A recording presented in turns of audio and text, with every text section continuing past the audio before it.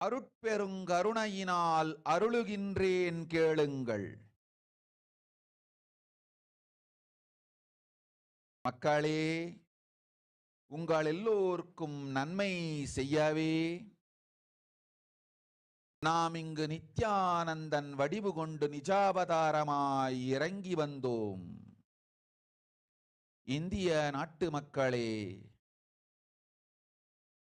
கேட்டுக்கொள்ளுங்கள், நன்றாய் கேளுங்கள்.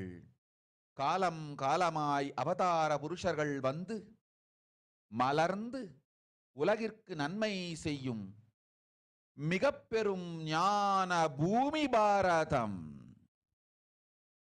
இருக்கின்ற ஒரு பாரதத்தை இழக்க இயலாது மக்களே.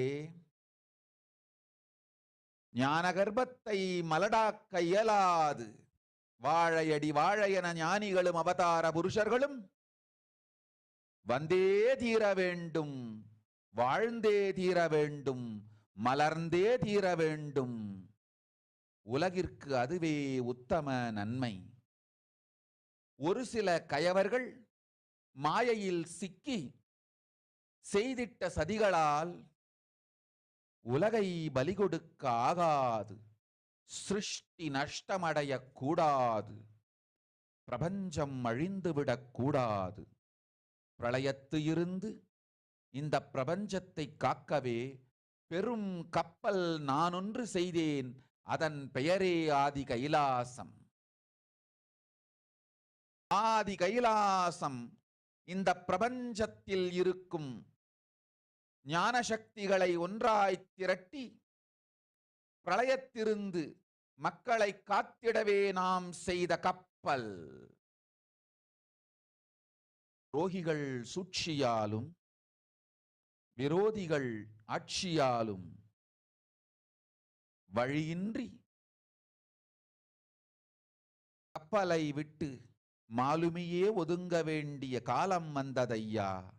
அதனால்தான் ககனம் கொந்தளித்து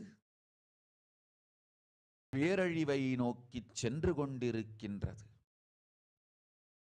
மக்களே, அறியாத தனத்தினால் மாயையில் சிக்கி குழந்தைகள் தவறு செய்தாலும் பிரபஞ்சம் அழியாது காக்க வேண்டியது Parasakthi.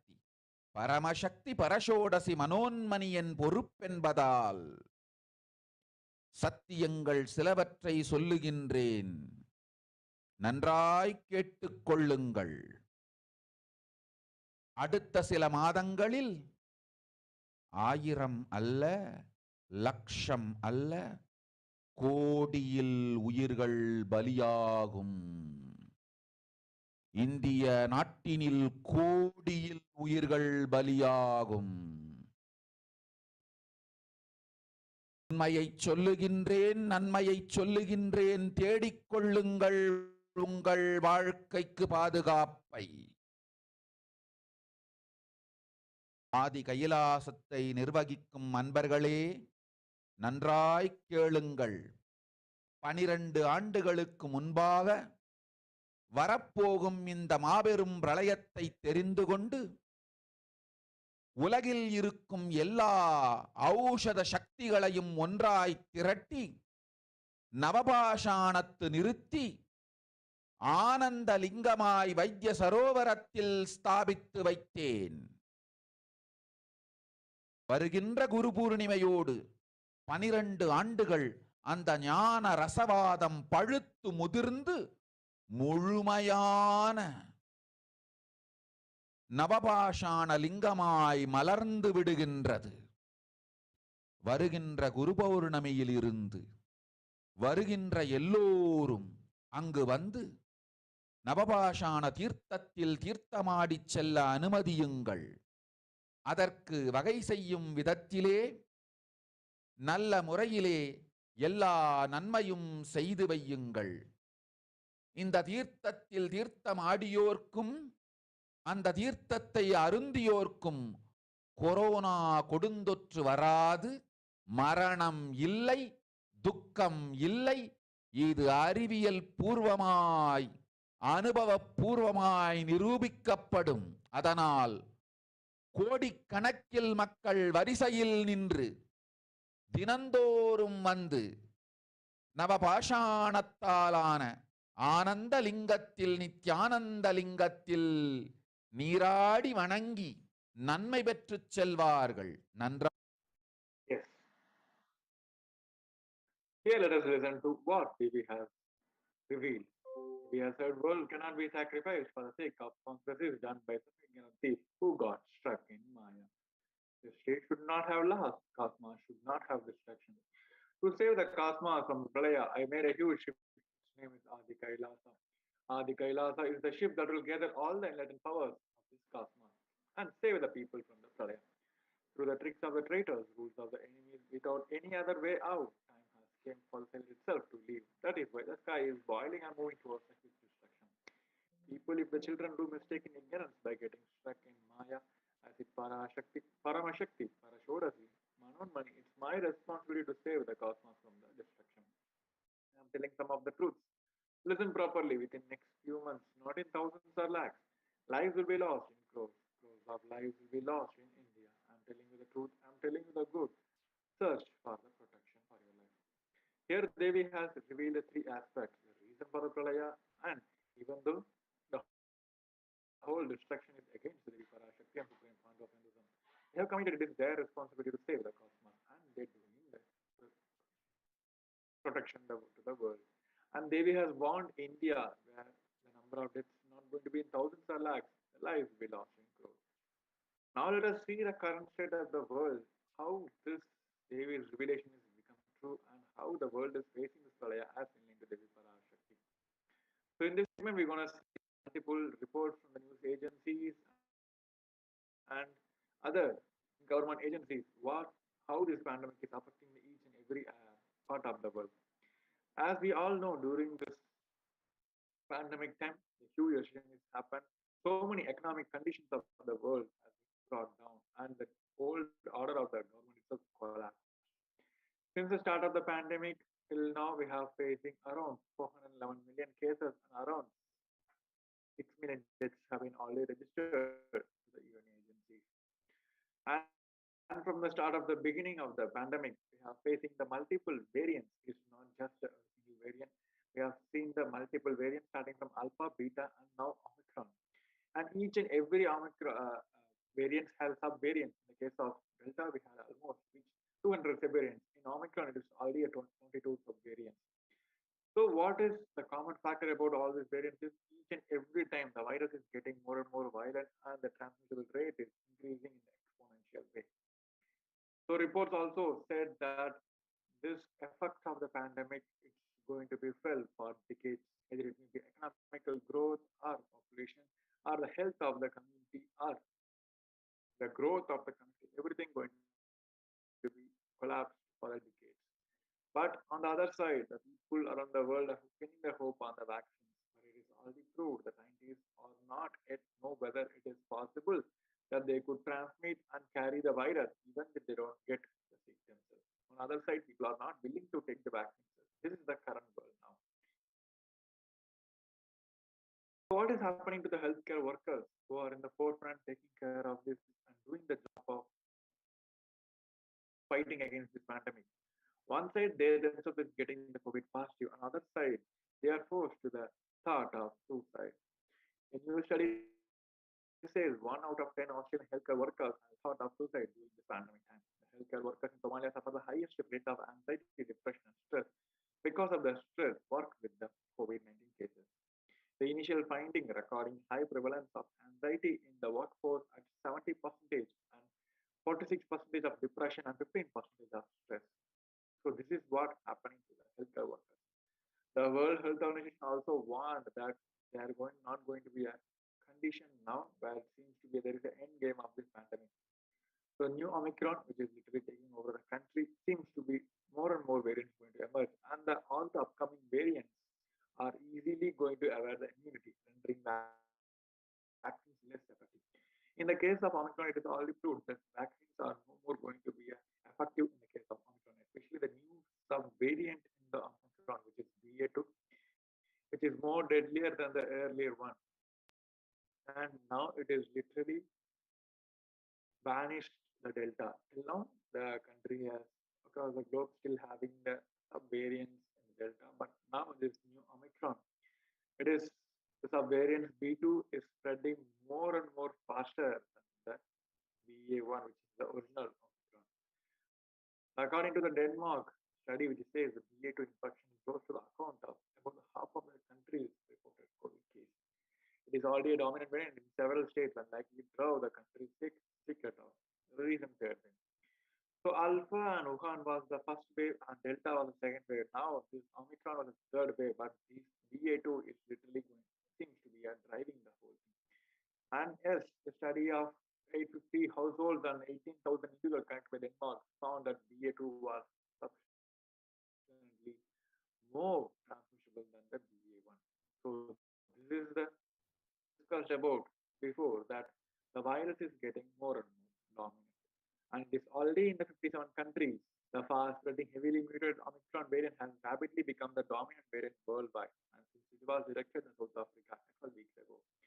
In its weekly epidemic update, the World Health Organization said that the variant, which accounts for over 93% of all corona specimens collected in the past month, counts several sublineages of BA1, BA151, BA2, and BA3. So, is there a chance of getting the Omicron back? If you have the question inside, answer is yes.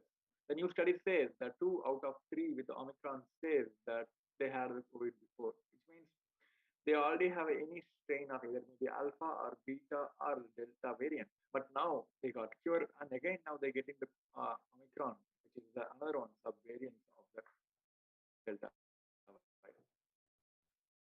The research from the healthcare workers and the households with the children, a lot of members under the one single roof. The findings on the first week of 2022 says 10,000 polymers out of that 4,000 were tested positive, and everything it is since the pandemic began, which is the highest rate, highest way which the virus has spread. But everything seems to be Omicron variant. So now the chance of getting the virus back is more and more high now. So reports also said there may be a chance of black fungus coming back again, and the Delta and Omicron seems to be a different pandemic altogether. So starting from the beginning, Supreme Court of Hinduism and Devi have also give so many levels of solution for this pandemic, starting from multi-layer quarantine and multiple conscious solution. Here in the revelation, we have seen Devi has blessed the Vidhi, the Adi Kailasa Linga, the Vaisara Linga, going to be the only solution, and it is not going to prevent the people from the COVID virus. It is to cure even the people who got the COVID virus. And now here, the one of the protocol which is becoming redundant now in the recent day, which is the 14 days quarantine. The study says that the SARS-CoV-2 virus may remain active for longer than the recommended quarantine period, which is the 14 days. Now the virus can even infect the person for more than 200 days in typical case. So this is a reason study has detected. About 8% of people infected by the SARS-CoV-2 may able to transmit the virus for more than 2 months without necessarily manifesting symptoms. So this is one more shocking fact, which everywhere we thought that this is going to be a only solution, but that also became redundant. What is the exact solution now? Here Devi has given the 8 conscious solutions, the easy conscious solutions, where we can simply follow and get away from this pandemic. So let us listen to Devi's solution.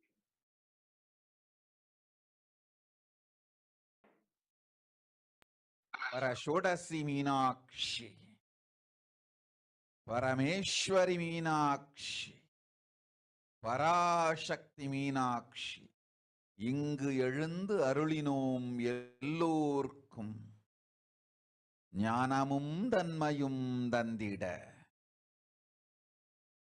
நன்மையெல்லாம் அளித்திட நாமே வந்தோம் இங்கு கைலாசத்தின் சுவாமினியாய் பரமசிவன் கிரகத்திருந்து நம் அனுக்கிரகத்தினால் நித்யானந்தன் விக்கிரகமாய் மலர்ந்தோம். உங்கள் எல்லோருக்கும் நல்லதை செய்திட நன்மையை சொல்லிட தர்மார்த்த காம மோக்ஷம் எனும் புருஷார்த்தங்கள் நாளும் பொங்கி மலர்ந்திட வந்தேன் இங்கு. மாந்தர்கள் கொடுந்தொற்று கொரோனா கண்டு அஞ்ச வேண்டாம். 8 வழியின் மூலமாகவும் எண்ணத்தில் தியானித்து என்னை பிரார்த்தித்தல் ஒன்று, சமூக வலைதளங்கள் மூலமாய் என்னை சரணடைதல் 2, எங்கெல்லாம் என் மகமாய் வடிவத்தில் நான் குடிகொண்டிருக்கின்றேனோ அங்கெல்லாம் பூமிதித்து என்னை வழிபடுவது 3, நெஞ்சில் மஞ்சள் தடவி வேப்பம் சாரருந்தி தினந்தோறும் என்னை தியானிப்பது 4, நிர்விகல்ப நிலையிருந்து நித்யானந்தத்தை நிறைத்து உயிர்வது 5, சிவ சிவ சிவ எனும் பிரபஞ்ச பெரும் நாதத்தை அஜபா ஜபமாய் நிகழ்த்தல் 6, நிறைவான பூரண மனத்தோடு வாழைப்பழத்தோலும் வெங்காயமும் குதிகாலில் வைத்து பத்திட்டு நித்திரையில் அடங்குவது 7, பூரணமாய் பரிபூரணமாய் அருணாச்சல ஸ்மரணையில் நினைப்பும் மறப்பும் அருந்த உணர்வு ஸ்மரணையில் அகம் அகம் என ஸ்புரிக்கும் அருணாச்சல ஸ்மரணையில் ஆனந்த ஸ்புரணத்தில் இருப்பது 8 எனும் 8 முறையிலும் என எண்ணியோர் அத்துணை பேருக்கும் இல்லை கொரோனா கொடுந்தொற்றின் தாக்கமும் கொரோனா கொடுந்தொற்றின் பயமும் கொரோனா கொடுந்தொற்றின் மயக்கமும் வாழ்வீர்கள் வளத்தொடு நல் ஞானம் யோகத்தொடு நாமே நிம்மோடு நானே நீயாய் நீயே நானாய் நல்வாழ்வு வாழ்வீர்கள். Let us see the 8 ways the conscious ways this day has given us a solution for the pralayam. Devi has said, "Oh humans, don't be scared of the deadly infected coronavirus." Through these 8 ways, Devi has blessed, even if we follow any one of these ways authentically, Devi has blessed and given the boon to each one of us. Will be saved out of the pralayam. The first is praying and meditating on Devi Parashakti. Surrendering to Devi Parashakti through the social media. Wherever Devi is residing, worshipping Devi by doing the fire walking. Fourth is applying turmeric in the chest, drinking neem juice, and meditating on Devi Parashakti every day. Fifth, being in the untouched state, filling the eternal bliss. Sixth, doing ajapa of the cosmic sound, Shiva, Shiva, and Shiva. With a complete mind, applying banana peel and onion, heels, and going to the sleep. 8. Being in a state beyond any remembrance or forgetting in the Arunachala Purna that blossoms as Aham Aham in the state of Ananda Purna. So these are the 8 ways for conscious solutions where Devi has blessed each one of us too. A solution to save ourselves from the pandemic. So with this, we come to the end of this segment. We'll be moving on to the next segment where we're going to see the social media platforms where we can easily be connected to Devi Parashakti and the multiple offerings of the Parashakti. So, moving on to the next segment after a short break, we request each one of you to stay tuned. Nithyanandam.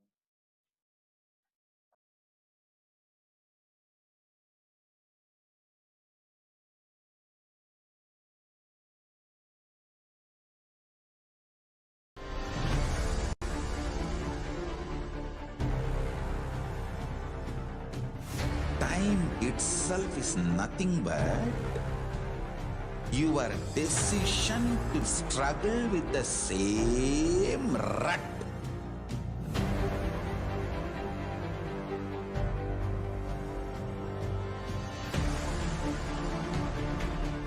Your decision to struggle with the same rut is time, Kala. Your decision to swallow time is Kala Bhairava.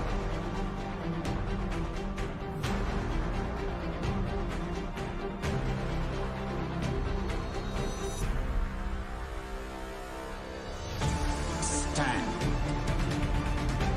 Be a conscious woman or man. Be conscious being.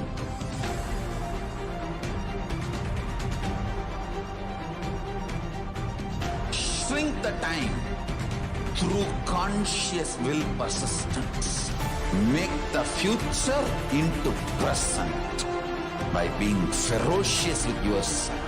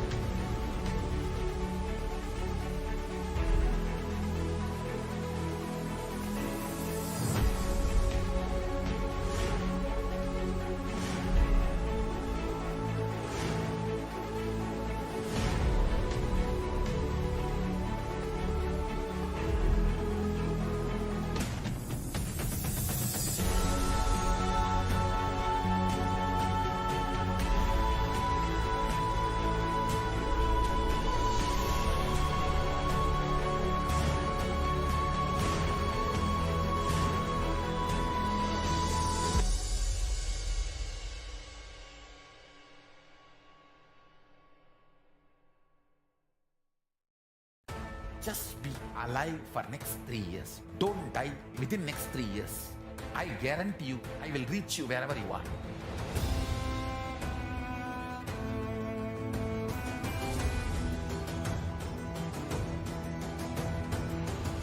Be alive, somehow be alive for next 3 years. I will reach you wherever you are, whichever corner of the world you may be. I will reach you with enlightenment. It's my commitment to humanity.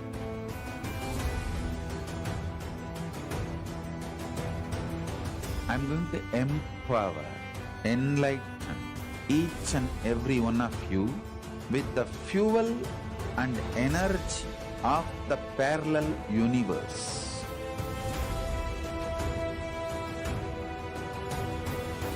I'll infuse this intense supernal effulgence DNA, Tejas, Ojas, Kundalini Shakti into your spine to consciously lift you to Maha Kailasa.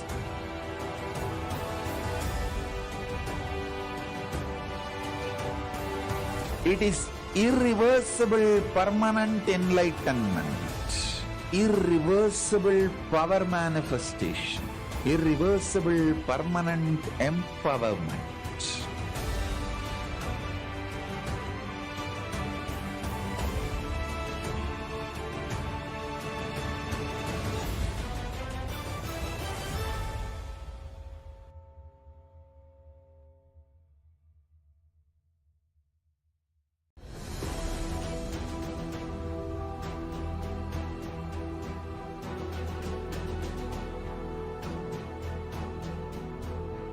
Your consciousness as power at this moment to swallow, digest, clean up all negativity and all toxins.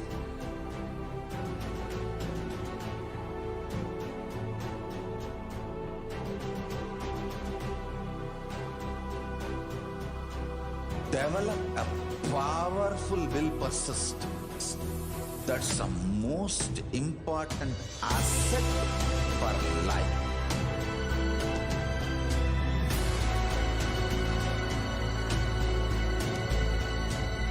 I am not giving you some life positive blah blah. I am giving you the facts of life. I am triggering your consciousness.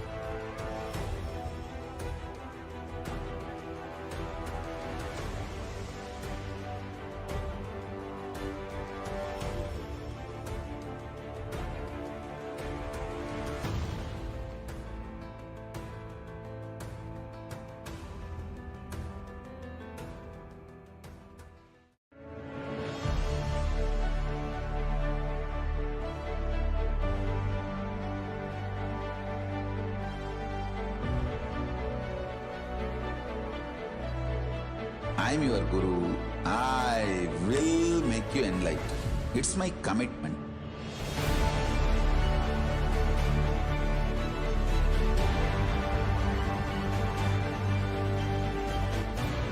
Till you become Paramashiva, I won't rest. Don't worry at all.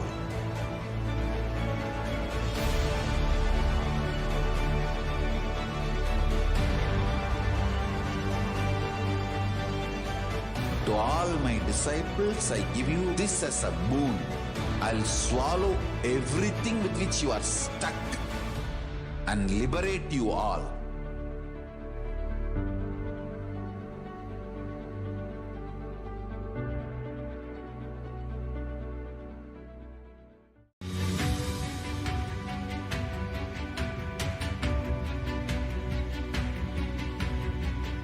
The moment you decide, your consciousness is the supreme identity you have. You will not empower your depression, your frustration,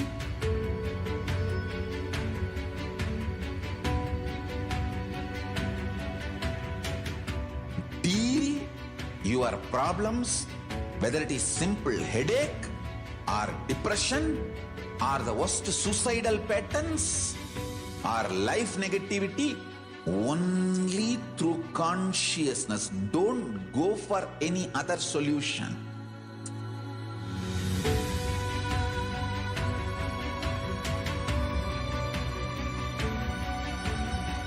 Don't keep stupid, toxic, life negative struggles inside.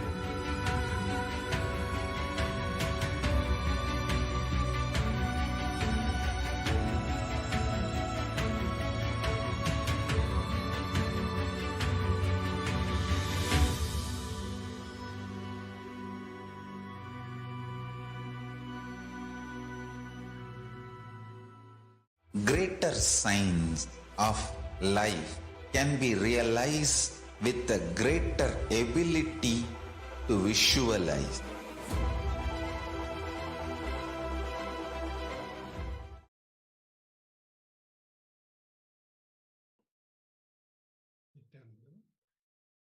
Welcome to this section of social media enriching and enriching.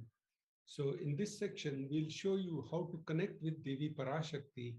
You saw several Devi Parashakti's revelations. Now you can take part by putting your questions, comments, boon requests to Devi Parashakti through social media, enriching and enriching. Also through these different channels, you can share your friends and family about the different Parashakti revelations and Nithyananda Paramashivoham and different initiations Supreme Pontiff of Hinduism is giving to humanity. So with this, the first way of connecting with Devi Parashakti, easiest way is YouTube video. Most of you would be watching on YouTube video. So Kailasa's HDH Nithyananda is the official Supreme Pontiff of Hinduism's channel. Kailasa's HDH Nithyananda. So here you click on the join button. You'll be provided with various membership options. You select the right membership for you, and once you pay for it, you'll be able to ask your questions, comments in the chat room, in the super chat. So here you can put your questions, comments, boon requests, or you can also pledge some donation here. So now the next way, here, please make sure you click on the bell icon.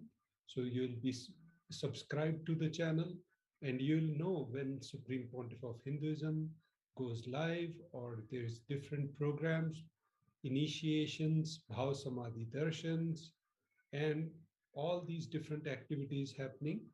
So please don't miss any of these events. Make sure you get subscribed on this channel. Now we'll look at Facebook. Through Facebook, you can connect with Supreme Pontiff of Hinduism at Kailasa's HDH Nithyananda Paramashivam. So this is our official channel of Supreme Pontiff of Hinduism, Kailasa's HDH Nithyananda Paramashivam. So here you click on like and follow so that you'll be notified of all the notifications when Bhagwan goes live, when Supreme Pontiff of Hinduism goes live. When Devi Parashakti Akashic reading is live, you'll get the notification and you'll see the video. You can go down to the comment section of that video and you can ask your questions, comments, boon requests, share your gratitude, all that in the comment section. As you know, Nithyanandam, as you know, the Paramashivoham level 3 program is happening now. The next batch of Paramashivoham level 3 is going to start shortly on the 1st of April, just in the next month, beginning of the next month. So you can right now put the intention for Paramashivoham level 3. If you have put intention for the previous batch and you did not make it, you can again put your intention for Paramashivoham level 3 for starting in April 1st. And you can scroll towards the end of the page and you can upload this image of Paramashivoham level 3 as your cover page, Facebook cover image. And so you download the image from kailasa.org/Paramashivoham. At the bottom, you can download this image and then upload it as your Facebook cover image. You can also register, put a registration for your intention for Paramashivoham level 3, and you can put whatever request you have, whatever obstacles you have, you can mention those in that request, and you can request blessings, and the causing team will help you make it happen. So many amazing things happening in the Paramashivoham level 3 right now. So now let's move to the next section of Twitter. So the official Twitter handle is @Shri Nithyananda. The long form is Kailasa's HDH Nithyananda Paramashivoham. And the short handle is Shri @Shri Nithyananda. So here you can follow @Shri Nithyananda and then ask your questions in the reply section of the tweet when Supreme Pontiff of Hinduism is live for Akashic readings. So Parashakti, Akashic reading or Bhav Samadhi Darshan or whatever, you can ask your questions in the reply section of the tweet with hashtag Ask the Avatar. Hashtag Ask the Avatar. Now we'll look at Instagram. The official handle for Instagram is Shri Nithyananda. So you can search on Instagram, Shri Nithyananda. And once you pull it up, you can click on follow Shri Nithyananda. That's first step. And second, you ask your questions, comment, pull request, all that in the next line there. So with this, now we move to the WhatsApp chat on kailasa.org. The official website for Supreme Pontiff of Hinduism for Kailasa is kailasa.org. So here, once you open kailasa.org website, you can scroll down a little bit, and on the left side, you will see chat on WhatsApp. Once you click on chat on WhatsApp, a pop-up window will open up, just like demonstrated in this window. And here you can put your, you can put your questions, comments, pull requests, all those in this section here. With this, we conclude the section of social media enriching and enriching. And now we'll take a short break, and then we'll start the section of offerings to Devi Parashakti. So let's take a short break and we'll be right back.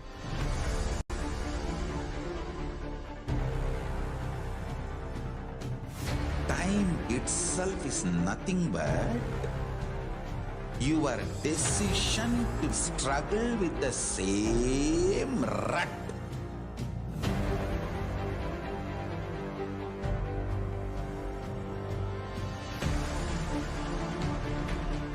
Your decision to struggle with the same rut is time, Kala.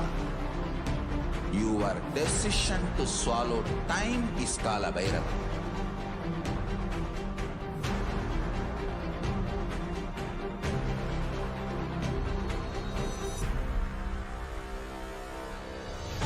Stand. Be a conscious woman or man. Be conscious being.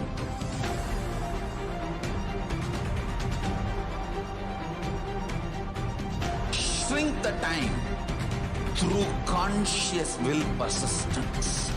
Make the future into present by being ferocious with yourself.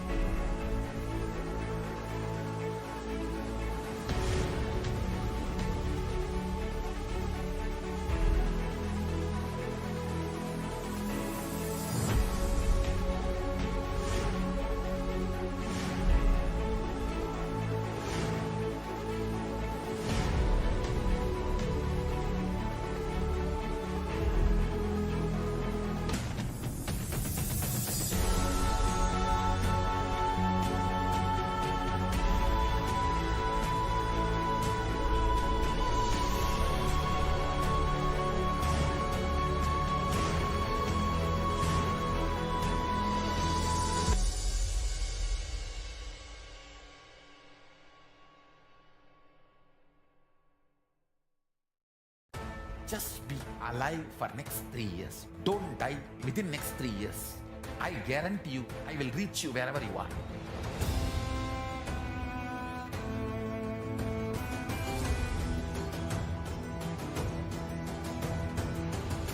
Be alive, somehow be alive for next 3 years. I will reach you wherever you are, whichever corner of the world you may be. I will reach you with enlightenment. It's my commitment to humanity.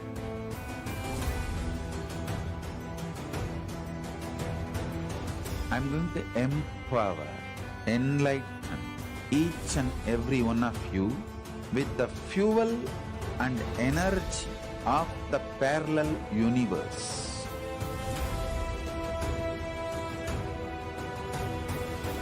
I'll infuse this intense supernal effulgence DNA, Tejas, Ojas, Kundalini Shakti into your spine to consciously lift you to Kailasa.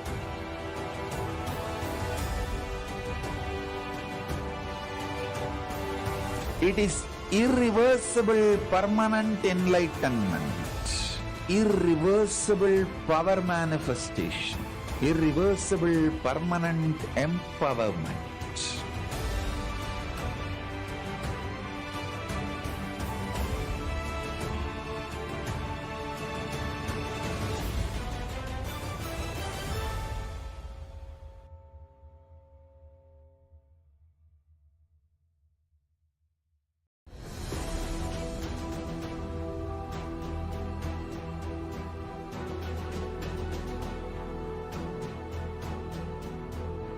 Your consciousness as power at this moment to swallow, digest, clean up all negativity and all toxins.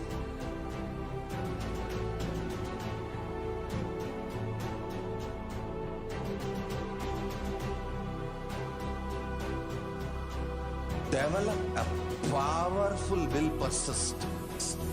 That's the most important asset for life.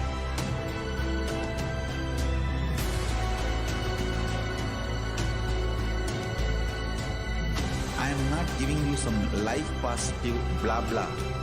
I am giving you the facts of life. I am triggering your consciousness.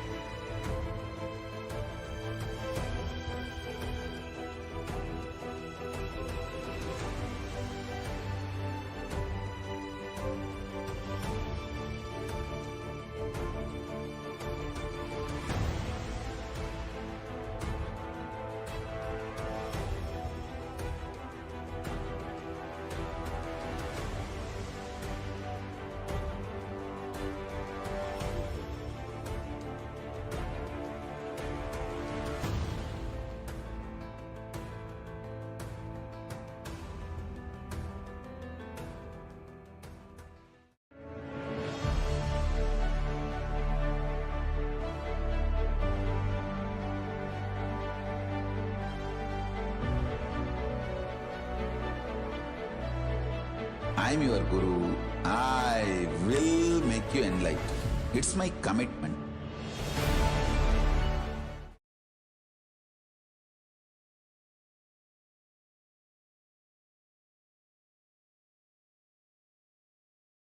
Nithyanandam, welcome back. Now we'll go into this section of offerings to Devi Parashakti. In this section, we'll give you the context, the Shastra Pramanas, why you need to do the offerings to Devi Parashakti, how much offerings you can do to Devi Parashakti or for Dharma, and what is the best place of offering to Devi Parashakti. So all three we'll discuss. Then we'll show you the different offerings for Devi Parashakti. And then we'll also guide you through the importance of divine element gold and why it is important to do the offerings in gold. And then we'll show you the offerings to the Guru, Supreme Pontiff of Hinduism, His Divine Holiness.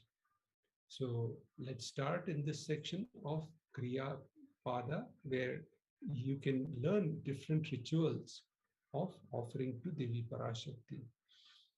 So the first context of why you need to do how much quantity should be offered to for the dharma purpose. Let's look at the first shloka. धर्माय यशसेर्थाय कामाय स्वजनाय च पंचधा विभजन वित्तम इहामुत्रच्च मोदते. So this verse is from Srimad Bhagavata Purana, verse 8.19.37. What does this verse explain about how much you should, how much of your earnings should be put to what purpose?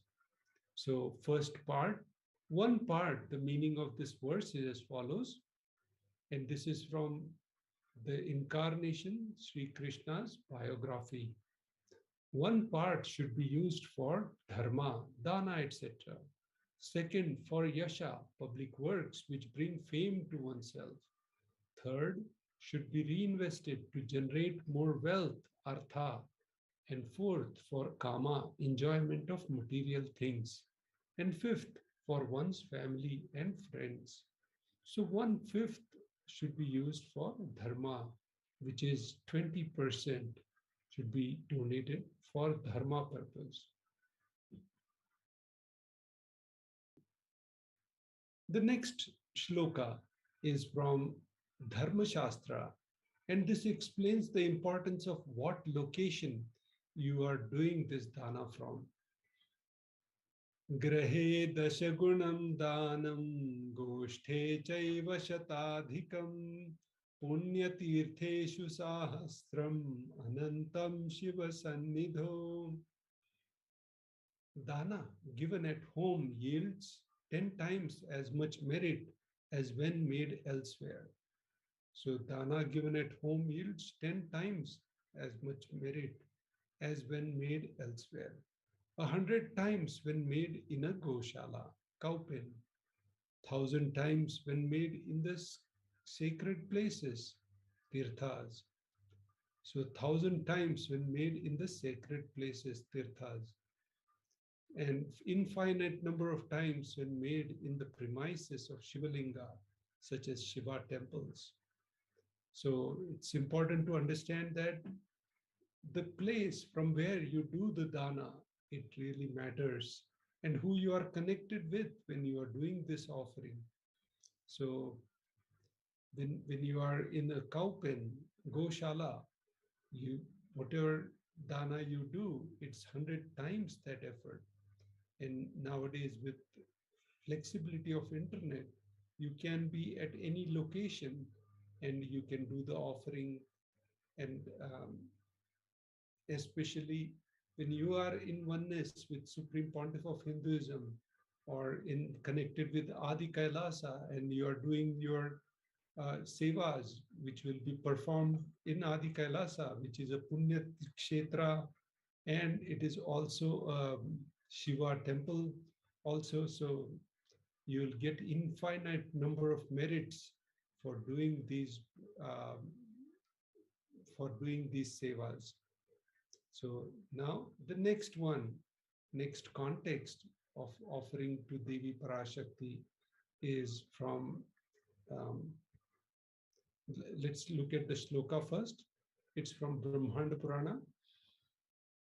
Danam trividhamittetam kanishtham jeshtam madhyamam tatra naishreyasam jeshtam kanishtham swartha siddhaye karunyat sarvabhuteshu samvibhagastu madhyamaha.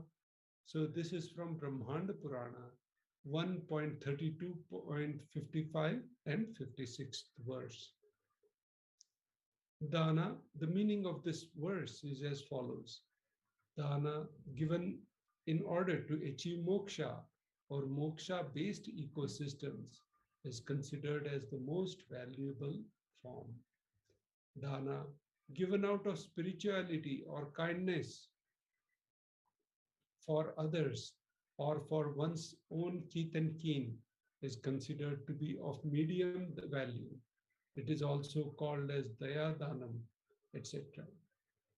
So the next dana, which is given to achieve one's own selfish end, is known as the least valued of all. So that is the third shloka, Karunyat Sarvabhuteshu Samvibhagastu Madhyamaha.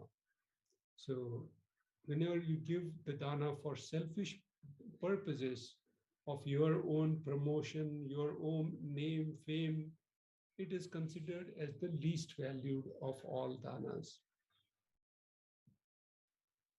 Now let's look at the first offering to Devi Parashakti, the e-hundi. The donation amount is flexible. So, and here the Shastra Pramana is as follows. Bhakti Priya Bhakti Gamya Bhakti Vasya Bhayapaha Shambhavi Sharada Radhya Sharvani Sharmadaini. The meaning of this verse is as follows. Devi is fond of true devotion and is realized through true devotion. She can be won over through true devotion. She removes all the fears. If there is any fears in the mind of devotee, Devi will surely remove those fears. It is stated that Devi likes to be worshipped in autumn. Here it is meant by the autumn where more and more thoughts, autumn of our lives where thoughts turn more and more inwards. When that happens, the role of the divine becomes and understood clearly to us, and the need for Devi worship becomes stronger. Shambhavi, consort of Shambhu, Lord Shiva. Sharadaradhya means worshipped by Sharada, Saraswati. Sharvani, wife of Lord Shiva. Linga Purana says Lord Shiva is called Sharva in his earth form. Sharmadaini, Devi who bestows happiness on the devotees. You can offer your gratitude and devotion to Devi Parashakti by offering your Kanika, and your name shall be chanted out during the puja to Devi. The next offering to Devi Parashakti is as follows. Sankalpa chanting. The donation is $1 USD. The goddess, the Shastra Pramana is as follows.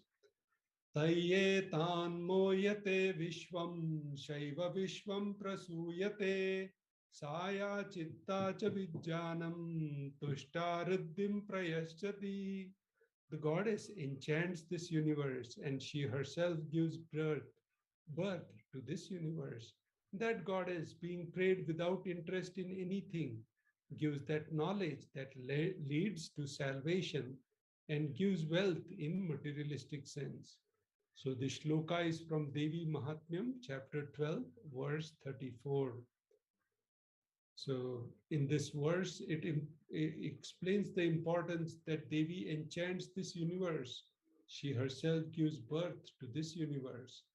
And so from the Brahmanda Yoni Mandala, so many universes keep on creating and keep on merging. So with this, now we'll look at, so whenever you do the Sankalpa, the conscious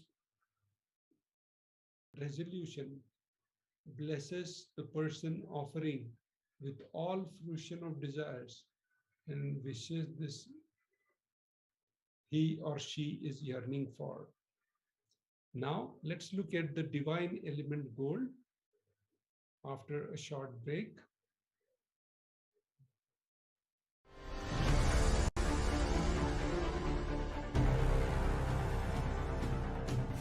Time itself is nothing but your decision to struggle with the same rut.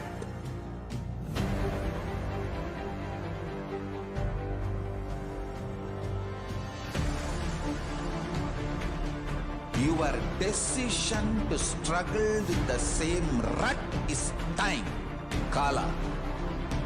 Your decision to swallow time is Kala Bhairava.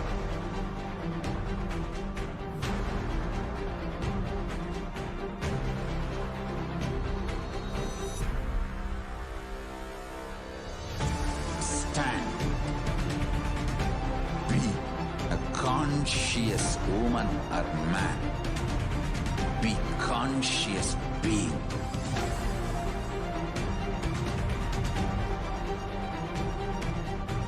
Shrink the time through conscious will persistence. Make the future into present by being ferocious with yourself.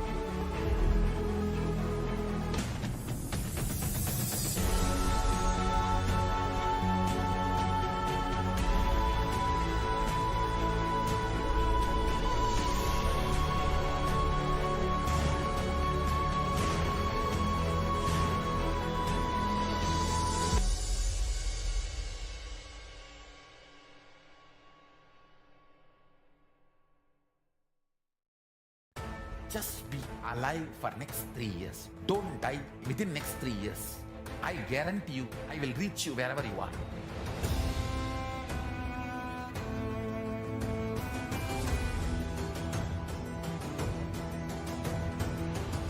Be alive, somehow be alive for next 3 years. I will reach you wherever you are, whichever corner of the world you may be. I will reach you with enlightenment. It's my commitment to humanity.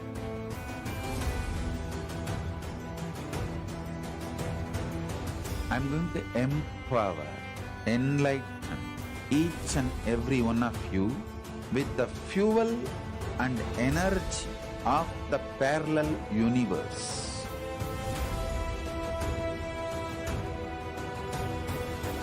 I'll infuse this intense supernal effulgence DNA, Tejas, Ojas, Kundalini Shakti into your spine to consciously lift you to Maha Kailasa.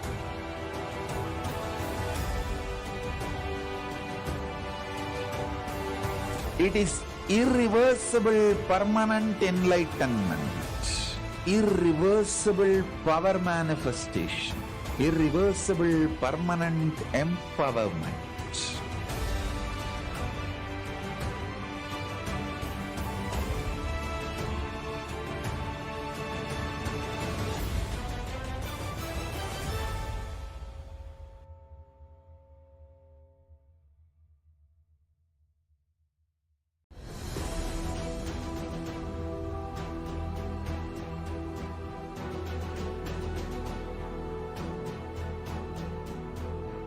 Your consciousness as power at this moment to swallow, digest, clean up all negativity and all toxins.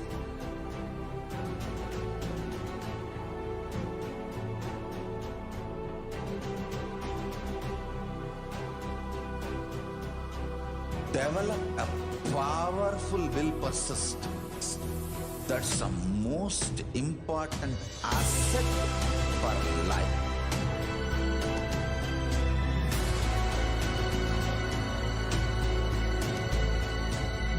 I am not giving you some life positive blah blah. I am giving you the facts of life. I am triggering your consciousness.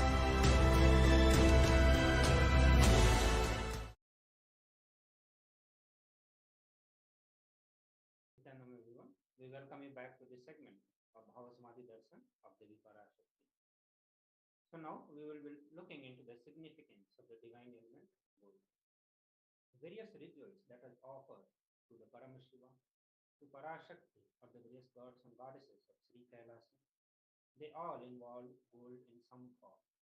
There is a specific reason why the golds are offered, why the temples are built in the gold, why the deities are made with the gold, why the jewelries are made with the gold.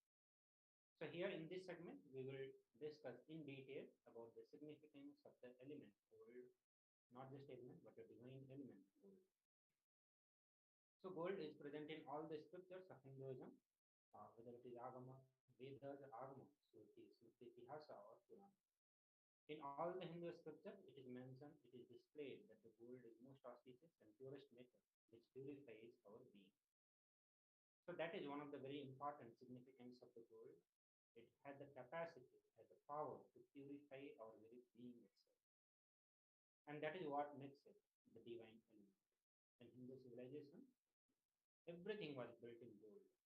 In the gold, ritual feasts were offered in the gold bricks. So other than that,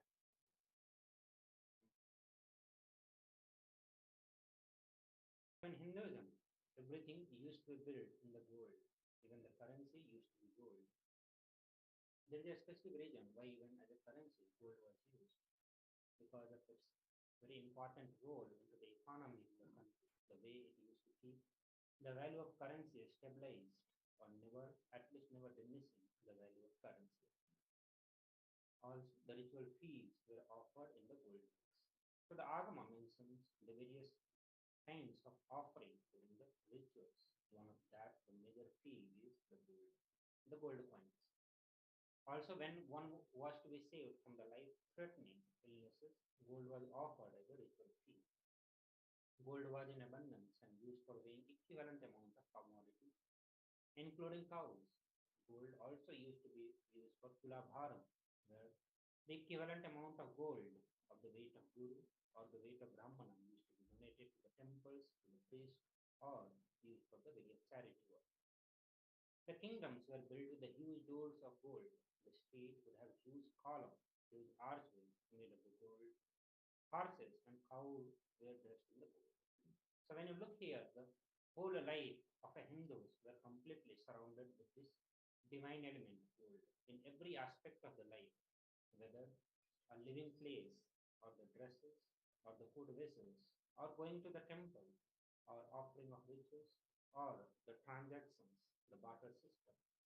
Everywhere the currency system, everywhere the gold was used. The Hindu civilization thrived on the bank of river of the gold. Indus river was called Hiranyamaya, the river of the gold. In the Rig Veda,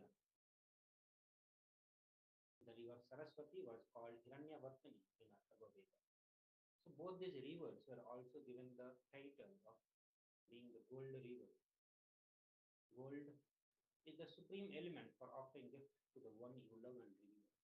For various reasons that we discussed, gold is a supreme element.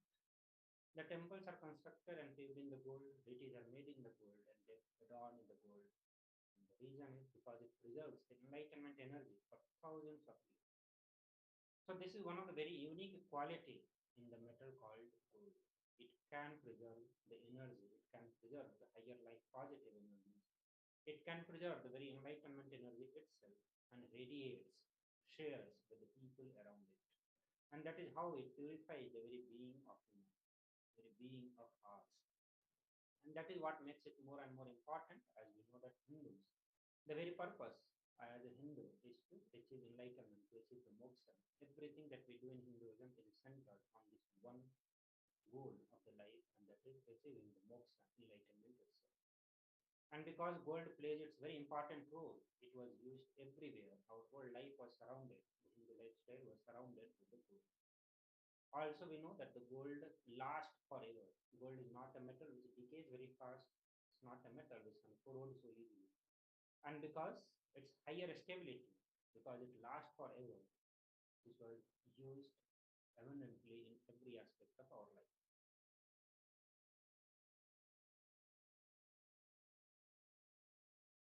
So the first offering that we are going to be looking, which is gold based, is a Sahasranama Swarnakasa. So this offering that you will make onto Devi Parashakti is made up of the gold. So literally you are going to be offering gold to Devi Parashakti. The Shastra says that Devi Parashakti is the one who likes the repetition of her name. She is the Nama Parayana Prita. She likes the chanting of her name. And this is from Lalita Sahasranama, verse number 7. So this is the offering of 1008 names of Devi Parashakti. It's a very special, a very unique archana offered to Devi offered to the Mahameru of Devi Parashakti. So offer gold coin to Devi Parashakti to manifest any dimensions of the attributes of hers that you always wanted to invite. So by making this offering, you get to receive, you get to manifest the very quality of Devi Parashakti that she radiates, that she expresses, and you wanted to manifest in your life. You can make this offering by paying $75 or $151 or $251. So next offering.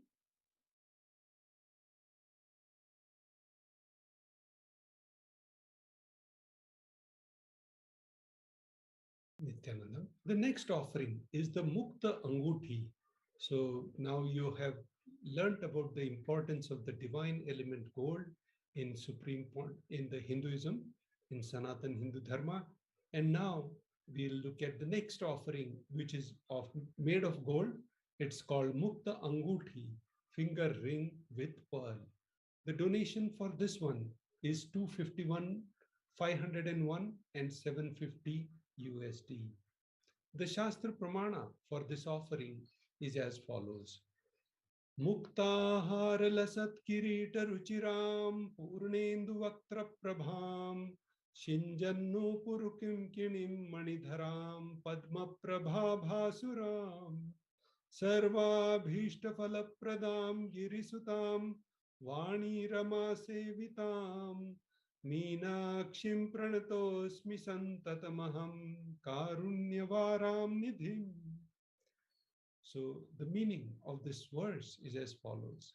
I bow to Goddess Meenakshi, whose crown has garlands of pearl and face shining like a full moon. She wears anklets that are studded with gemstones and has small bells. She is shining like a splendor of lotus.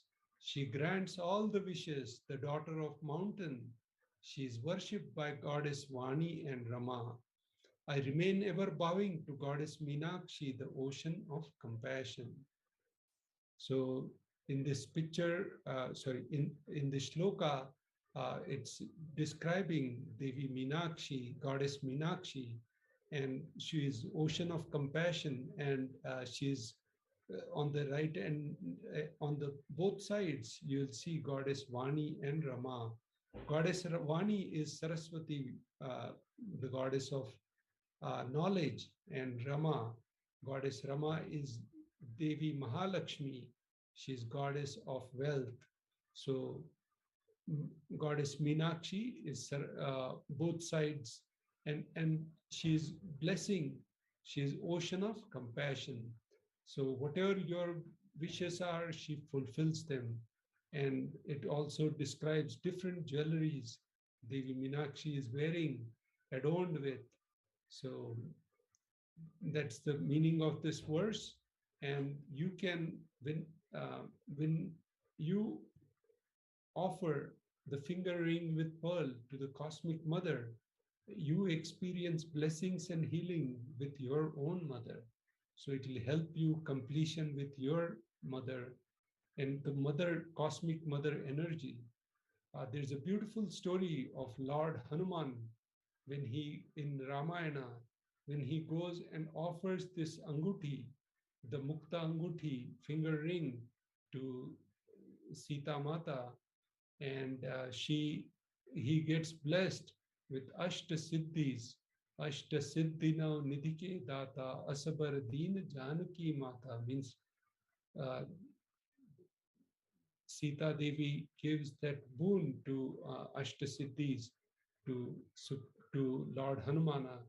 And Supreme Pontiff of Hinduism is reviving the science of power manifestation and also the science of completion and how when you do these different offerings to Devi Parashakti or Supreme Pontiff of Hinduism, the Guru, who is embodiment of all the Devis and Devatas, you get a big breakthrough in what you are achieving for. So that's why Supreme Pontiff of Sanatan Hindu Dharma, as Ramnath Maharaj explained previously, it's based on the moksha-based enlightenment ecosystem, where the entire ecosystem is designed to get you a breakthrough in the moksha based enlightenment system, and you learn the science of power manifestation, and it's based on liberation, not based on bondage. So this Supreme Pontiff of Hinduism is reviving this ancient science of Sanatan Vedic Hindu Dharma across the globe, and giving initiations and teaching the science of power manifestation. At the same time, he's reviving this technology of offerings to Devi Parashakti, offering to the Guru, through which also all these things can be accomplished. So all these sevas can be done at tiny.cc/Devi-offerings. So you can check out all the different offerings at tiny.cc/Devi-offerings. And towards the end of the section, we'll also guide you through how you can offer it in just few clicks. So the next offering, the golden offering, is the Swarna Padma Pushpa, the golden lotus. So whenever you see Hindu gods and goddesses, you will see the divine lotus flower in the base most of the time. So let's look at the Shastra Pramana. Ashtaviddeshwaropeta kumbhavarna samyutam sarve sasutravastradhya hema pankaja bhushita sapidhana sakurascha pakvabilva phalaprabha snapanadhyaya samsiddha pramanena samanvita. So this verse is Kamikagma verse, and all the meaning of this verse is as follows. All the kalashas should be wound around with a suitable thread and covered with a new cloth. They should be adorned with a lotus flower made of gold. So you can see the beautiful lotus flower on the right side. And this is what you can offer to Devi Parashakti when you offer the golden lotus. There are hundreds of scriptural references for using the lotus in the worship of the ultimate Parama. Almost everything in the worship of ultimate involves lotus flower, lotus leaf, lotus pericarp, and lotus petals. The lotus is the divine flower, whether it is the consecration of the deities of the worship or the object of meditation or the mudras and asanas used during the worship. In every dimension of the lotus is involved and offered. So if you look at this asanas, you can see 80% of the time Supreme Pontiff of Hinduism is sitting in the Padmasana, and he has been sitting in Padmasana. No one can break the record of sitting in Padmasana in entire globe. So the Padmasana, the lotus, that asana, is very important for the awakening the Kundalini energy and radiating that energy.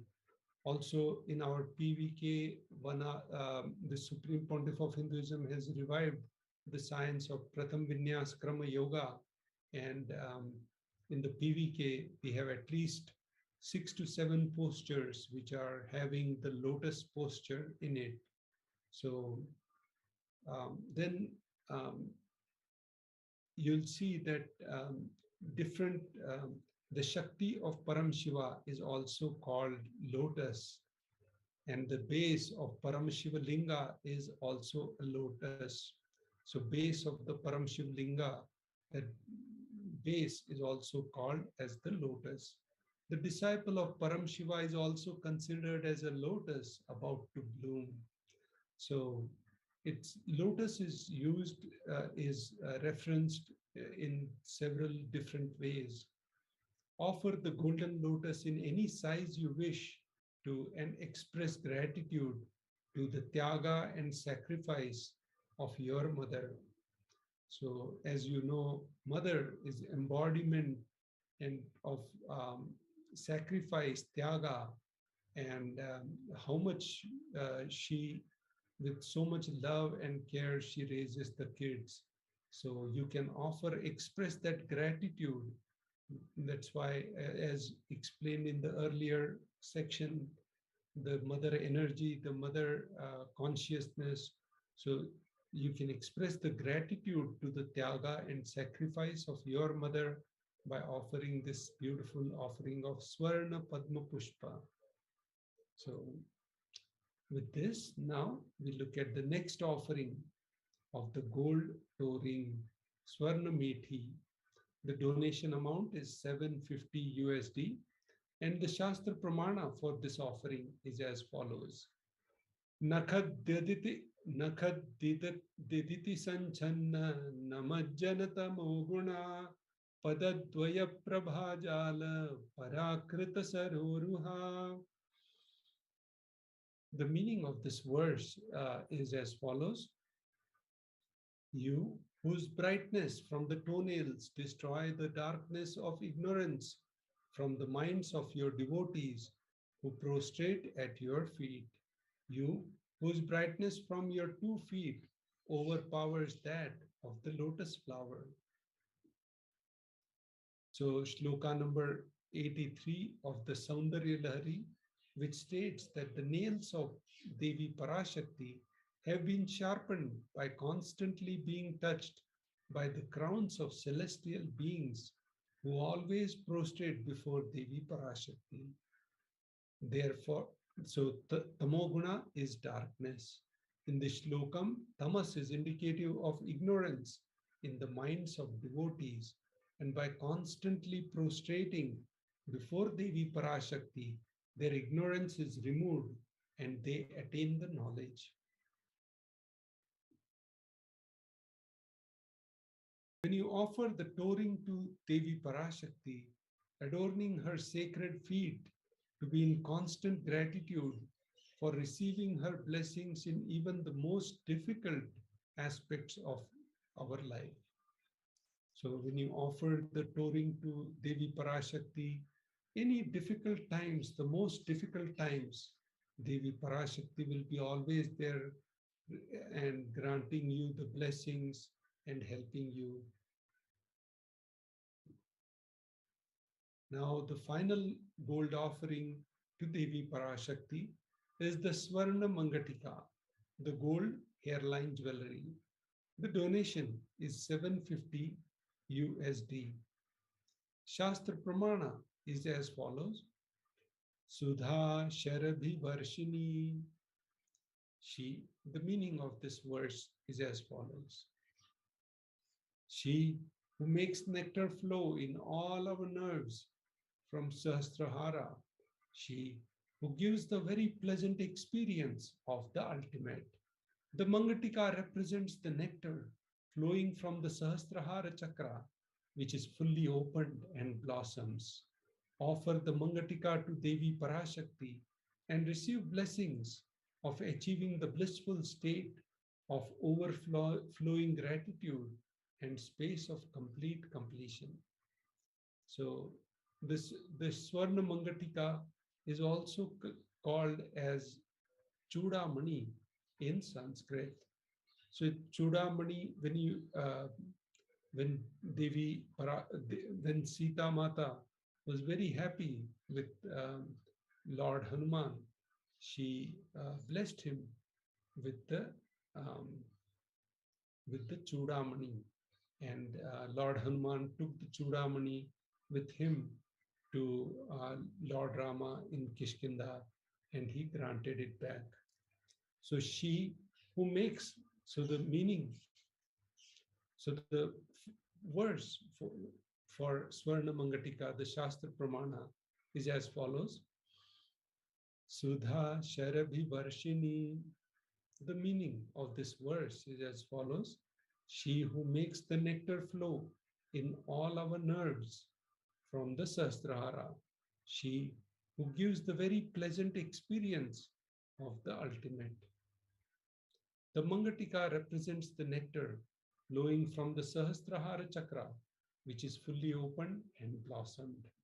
Offer the Mangatika to Devi Parashakti and receive the blessings of achieving the blissful state of overflowing gratitude and the space of complete completion. Now, we'll take a short break and then we'll enter the section of offerings to the Guru.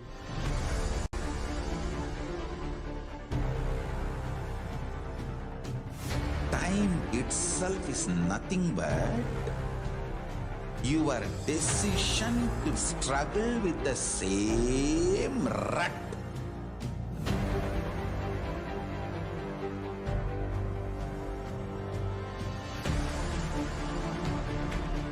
Your decision to struggle with the same rut is time, Kala. Your decision to swallow time is Kala Bhairava.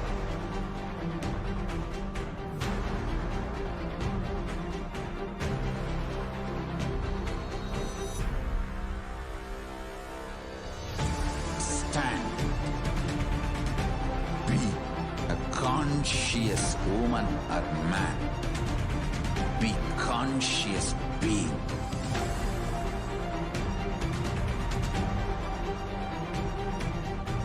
Shrink the time through conscious will persistence. Make the future into present by being ferocious with yourself.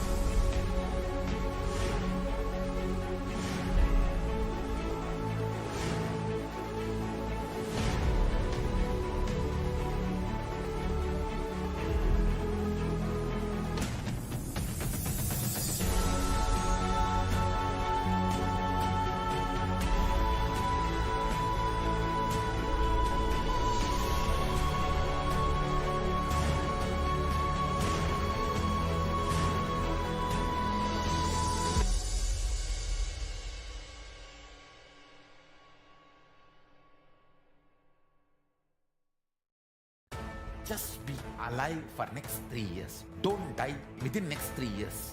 I guarantee you, I will reach you wherever you are.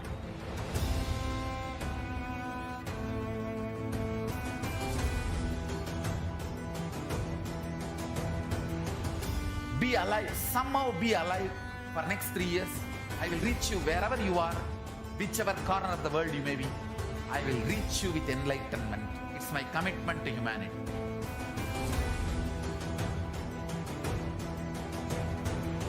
I'm going to empower, enlighten each and every one of you with the fuel and energy of the parallel universe.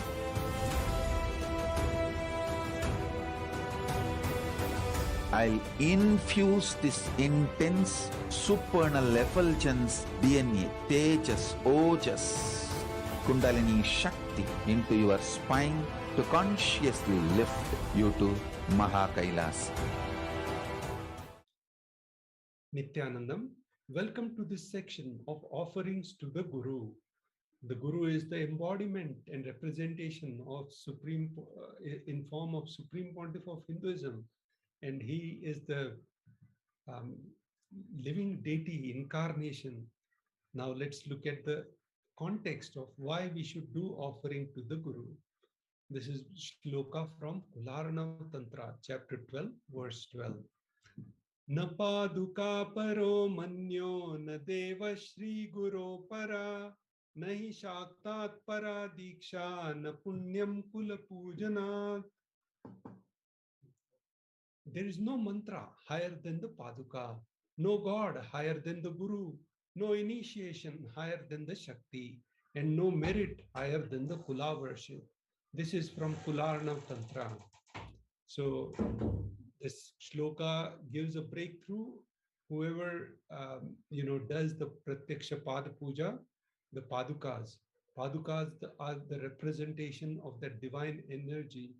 And even for incarnations, when Lord Rama's padukas were worshipped by Bharata, and he got so many blessings, and he was able to manage the entire kingdom with just the padukas. The next context, the shloka, is from Kularna Tantra, verse 120. Rikta hastascha nopeyad rajanam devatam gurum falapushambaradini yatha shakya samarpayet evam yona charad devi brahma rakshasatam rajet. So the meaning of this verse is as follows. One should not approach royalty, the deity, or the guru empty-handed. He should offer fruit, flower, cloth, and the like according to his capacity. One who does not do so becomes a Brahma Rakshasa. Now let's look at the first offering to the Guru, the Pratyaksha Pada Puja. The donation is 1008 USD. The Shastra Pramana is as follows. Koti koti mantra japat, koti tirthavagahanat, koti devachana devi, parashri paduka smriti. O Devi. So Paramashiva is telling Parashakti, O Devi, remember this paduka which yields infinitely greater merit than the billions and billions of mantra japa, billions and billions of pilgrimages, and billions of worships. Kularna Tantra, chapter 12, verse 5. So here you can get all the merits of billions and billions of mantra japa, the name chanting, or the pilgrimages, and the billions and billions of worship, all put together by just doing the Pratyaksha Pada Puja of a living incarnation of the Guru, and you will get this tremendous big breakthrough. So now let's look at the next seva, the Vastra Seva. The donation is 1008 USD, and you can see Devi Parashakti giving the Akashic readings, and she is wearing the Kashaya Vastram. So when you do the Vastra Seva, you will be offering, your Vastra Seva will be adorning Supreme Pontiff of Hinduism, Jagadguru Mahasannidhanam Nithyananda Paramashivam, and the donation is only 1008 USD. You can do all these offerings at tiny.cc/Devi-offerings, and we'll walk you through that process quickly. And now let's look at these are the slides. So first you put your intention for any seva at tiny.cc/Bhav Samadhi. You do the payment on tiny.cc/Devi-offerings. Once you complete your payment, you can go to this. After payment, you click on this tiny.cc/Sankalpa 2021. Here you submit the details for the puja and the names to be chanted for during the puja. So this video will walk you through the entire process of how to do the offerings. First, we'll display all the 3 URLs, which we just now walked you through. And now you click on the Bhav Samadhi link, the first link, and you say next here, click on next. and then start putting your contact information.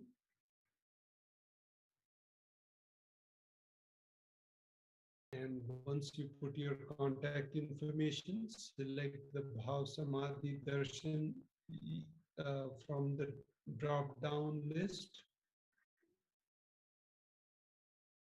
And from you can start the Bhav Samadhi Darshan and the different sevas which are offered in this. And once you select your seva, now you can look at the quantity. You can change the quantity if needed.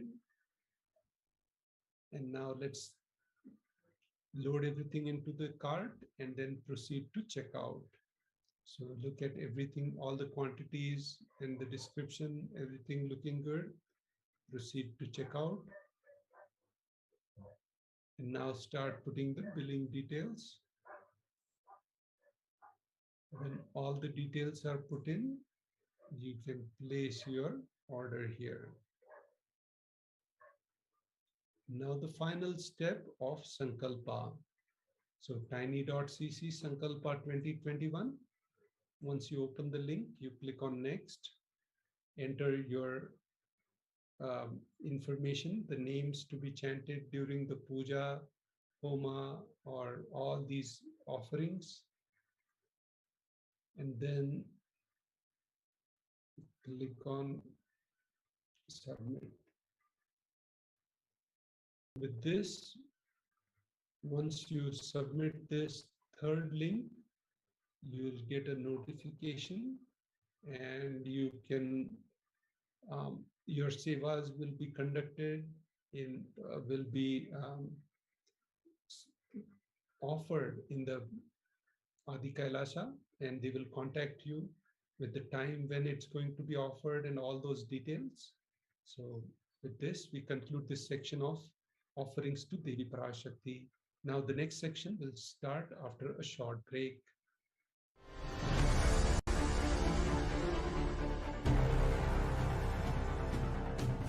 Time itself is nothing but your decision to struggle with the same rut.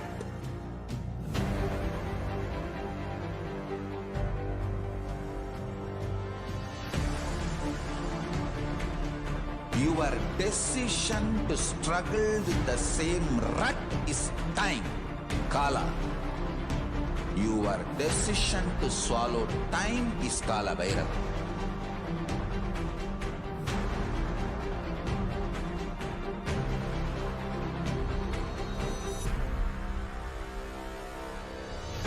Stand. Be a conscious woman or man. Be conscious being.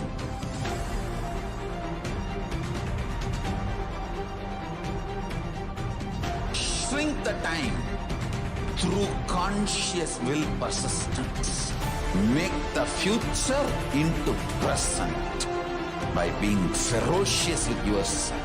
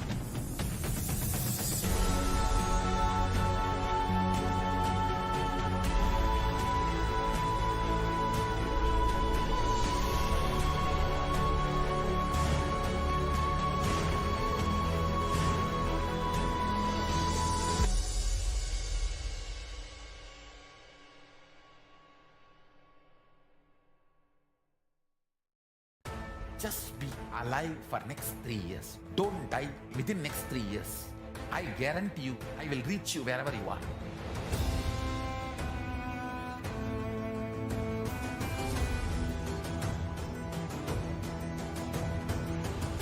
Be alive, somehow be alive for next 3 years. I will reach you wherever you are, whichever corner of the world you may be. I will reach you with enlightenment. It's my commitment to humanity.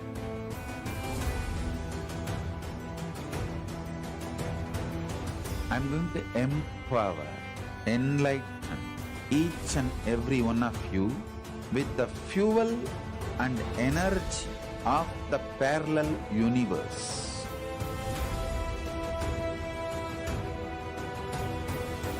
I'll infuse this intense supernal effulgence DNA, Tejas, Ojas, Kundalini Shakti into your spine to consciously lift you to Kailasa.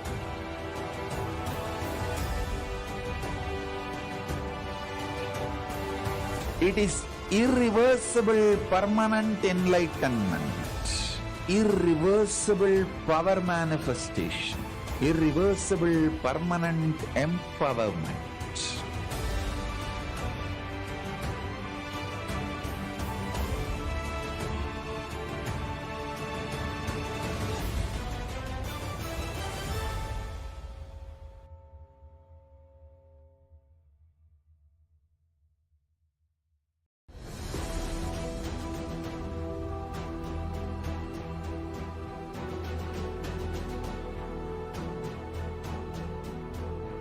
Your consciousness as power at this moment to swallow, digest, clean up all negativity and all toxins.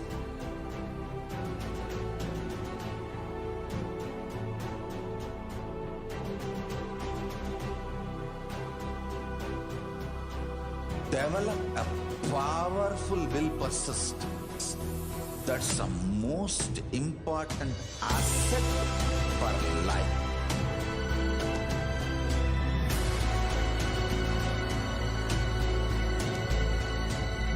I am not giving you some life positive blah blah. I am giving you the facts of life.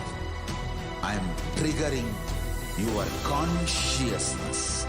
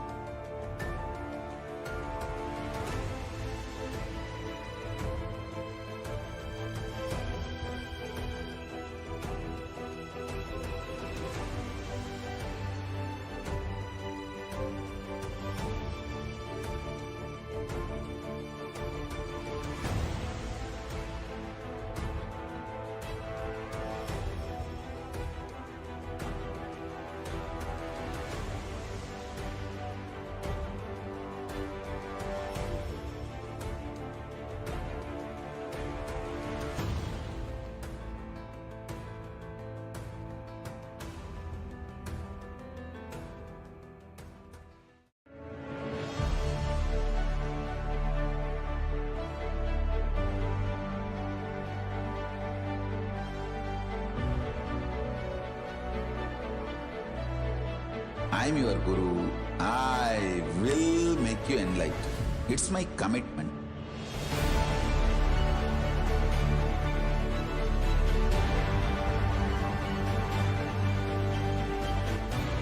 Till you become Paramashiva, I won't rest.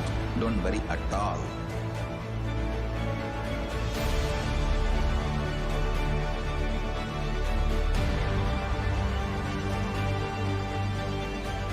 To all my disciples, I give you this as a boon.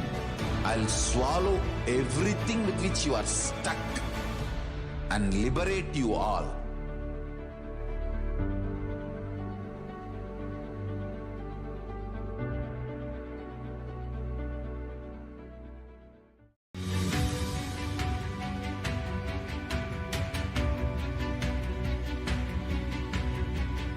The moment you decide, your consciousness is the supreme identity you have.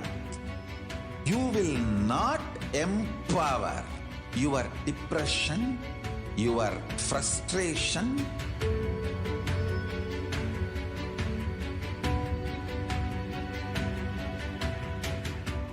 deal your problems, whether it is simple headache or depression or the worst suicidal patterns or life negativity, only through consciousness. Don't go for any other solution.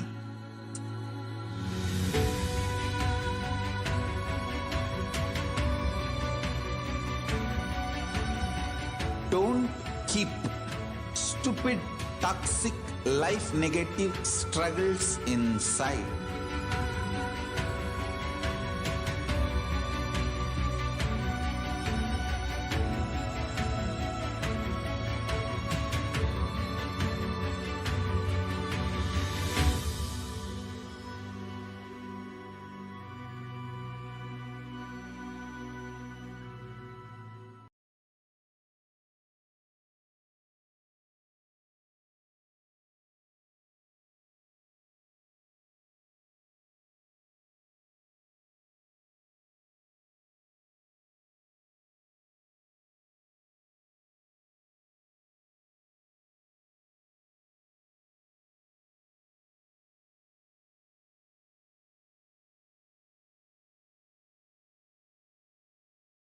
Can be realized.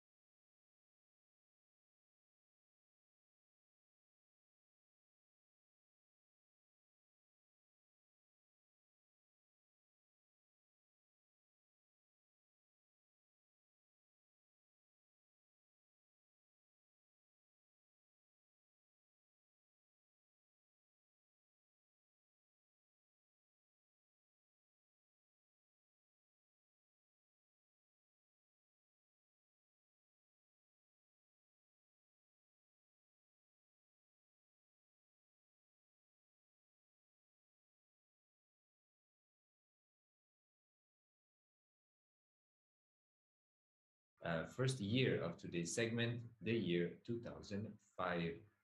On this day, the Supreme Pontiff of Hinduism celebrated the Paramashivaratri in Adi Kailasa. The Supreme Pontiff of Hinduism performed a Shiva Homa at the Sannidhi of Lord Dakshinamurti.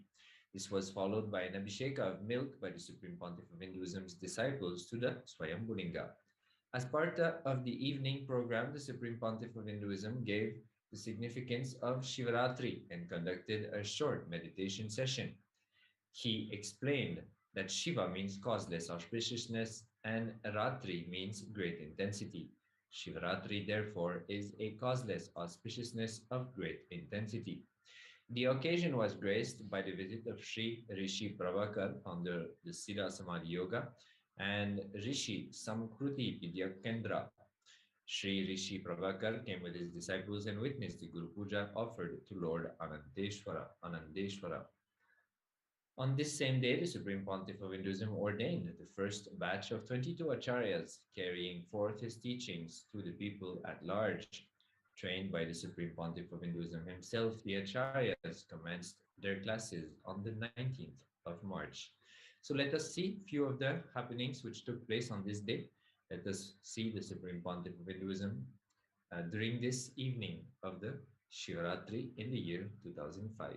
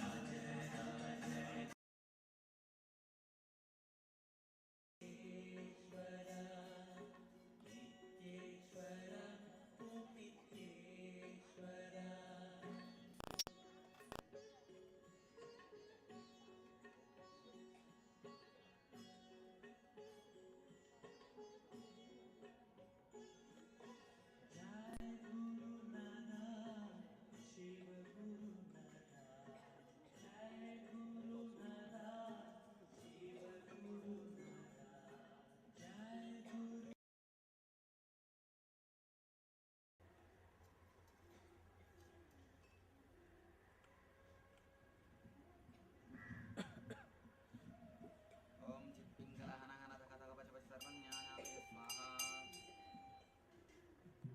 चित्पिंगलहनहनतहतहवचपच सर्वज्ञानापय स्वाहा चित्पिंगलहनहनतहतहवचपच सर्वज्ञानापय स्वाहा चित्पिंगलहनहनतहतहवचपच सर्वज्ञानापय स्वाहा ओम ऐं इदं आनंदेश्वराय नमः ओम ऐं इदं अग्नेर्मध्यभागे आनंदेश्वराय नमः ऊर्ध्वमूलमधश्चागम् अश्वत्थं प्रागुरव्ययम् छन्दांसि यस्य वर्णानि यस्तं वेद स वेदवित् अधश्चोर्ध्वं प्रसृतास्तस्य साहा गुणप्रवृत्ता विषयप्रवाला अधश्च मूलान्यनुसन्दधामि कर्माणि बन्दीनि मनुष्यलोके न रूपमस्येन रूपलप्यते नान्तो न चाकं न च सम्प्रविष्ट अश्वत्थमेनं सुविरूढमूलम् असङ्गशस्त्रेण दृढेन चित्वा ततः पदं तत्परिमार्गितव्यं यस्मिन् गता निवर्तन्ति भूयः तमेव चात्यं पुरुषं प्रपद्ये यदा प्रवृत्तिप्रसृता पुराणी निर्माणमोहाजितसङ्गदोषा अध्यात्मविद्या विनिवृत्तकामा विमुक्तो सुखदुःखसङ्गै गच्छन्त्यमूढा पदमव्ययं तत् न तद्भासयते सूर्यो न शशाङ्को न पावकः यद्गत्वा निवर्तन्ते तद्धाम परमं मम ममैवांसो जीवलोके जीवभूतः सनातनः मनःशिष्टानीन्द्रियाणि प्रकृतिस्थानि कर्षति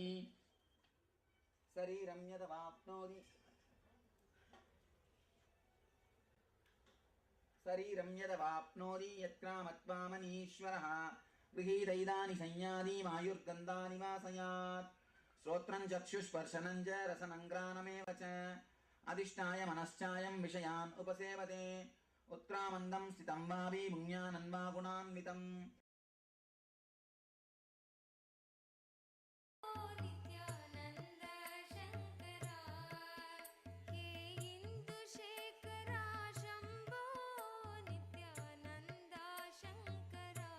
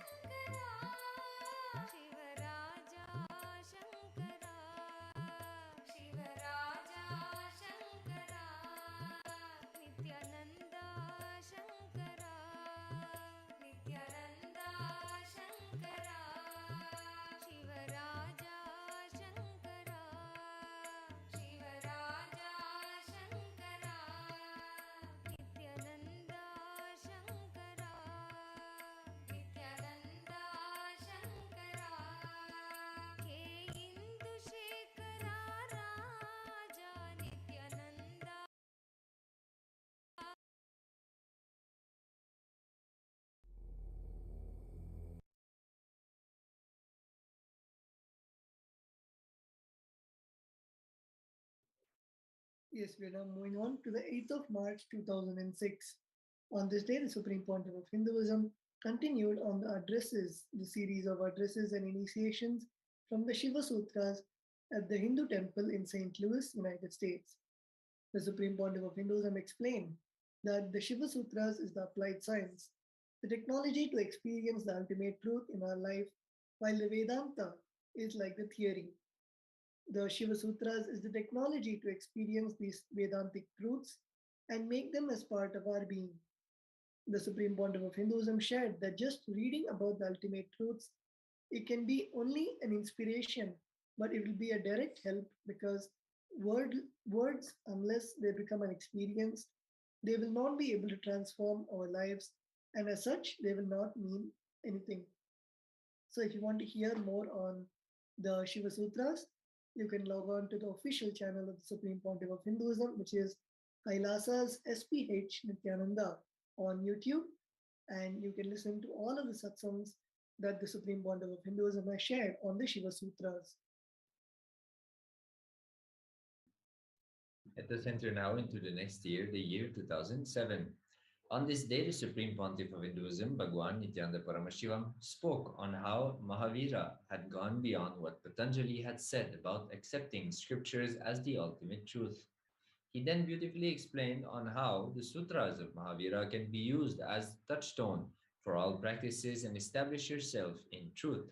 The Supreme Pontiff of Hinduism went on to describe how the gap between what we speak and what one thinks fails to establish one in truth.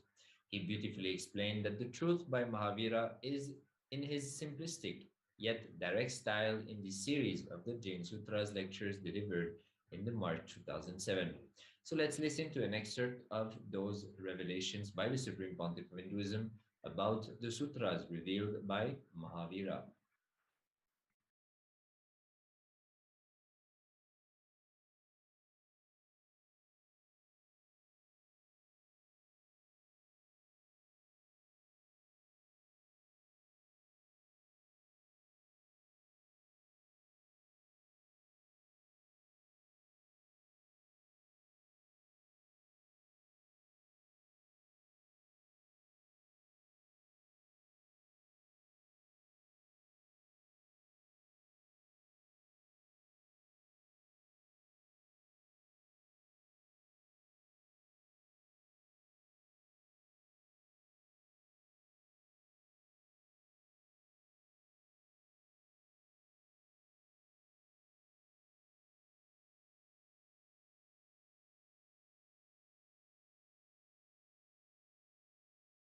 Considered as a scale. If an enlightened being says, you can take it for granted, it is truth. But Mahavir says no. He doesn't even want to say that anything told by an enlightened being is truth. No. Because who knows whether somebody is enlightened or not?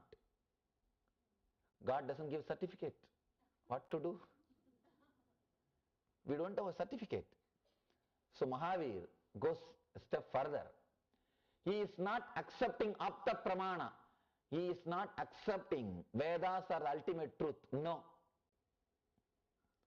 Apta pramana is not accepted in Buddhism and in Jainism. Both religions, apta pramana is not accepted. Apta pramana means the words of the enlightened ones. No. They say everything should be scrutinized. There is no such thing as apta pramana. There is no such thing as words of the enlightened beings. No. Everything has to be scanned. Everything has to be analyzed. He is giving beautiful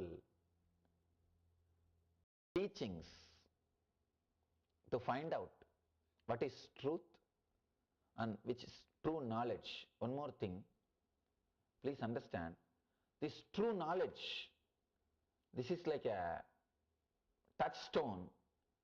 If you use the sutras and analyze all your decisions which runs your life, all your ideas which is base for your life, you will achieve satya. Lord so says, if you are established in truth, You don't have to do any spiritual practice. If you understand this one sutra and redefine all your decisions, ideas, concepts about your life, you don't need to practice any spiritual discipline. You are enlightened this moment. All you need to do is redefine all your ideas. See, there are only few pillars on which your life is standing. Your life is established. Your desires, your idea about yourself, means positioning yourself. How you position yourself in the inner world. Understand, I am not talking about how you position yourself in the outer world. That all of you know, it's not worthy. Not only that, it's a pure life. All of you know, whatever you may talk about yourself to others, but you don't believe that. You may make others to believe. You really don't believe. Just look inside. You can laugh at yourself. I always tell people, really, when you sit alone and start thinking what all you project as you, actually if you really believe what all you project as you, by now you would have become enlightened. Because Ramakrishna says, Man Muk Ek Karo, means the mind and the words, if you make it as one, you are enlightened. Actually, whatever you speak about you, start believing that in a strong way is also a spiritual practice. Whatever you are talking about you, I am this, I am that, you don't know me, all those things you start believing. But the difficulty is you won't believe, that's the problem. When you try to believe also, your mind will tell, you can talk all these things to others, not to me. If at all you can, people come to me. Many times I have seen, they come to me and they just wanted to throw their weight to impress me. And they come and tell me, you know, I am this, I am doing that, I do so many philanthropical activities, I do this, I do that, I have so much wealth and I give so much and all those things. At the end of the conversation, I ask them only one thing. Sir, do you really believe now whatever you said? They say, what? Yes, we do believe, that's why we are talking to you. I tell them, do this only one thing as a spiritual practice. Go back. Now whatever you told me, write it down. Again and again, help yourself to believe that. That's enough. Either you should tune your mind to your walk, or you should tune your walk to your mind. Either you should tune your words to your mind, or tune your mind to your words. Some one thing, all Ramakrishna says is, let your word and mind be tuned. You can do anything. Either talk only what you believe as you, or believe what you talk as you, what you talk about you. Then you won't have pus, you won't have cancer. The gap between the words and what you believe, that space is what I call cancer or depression.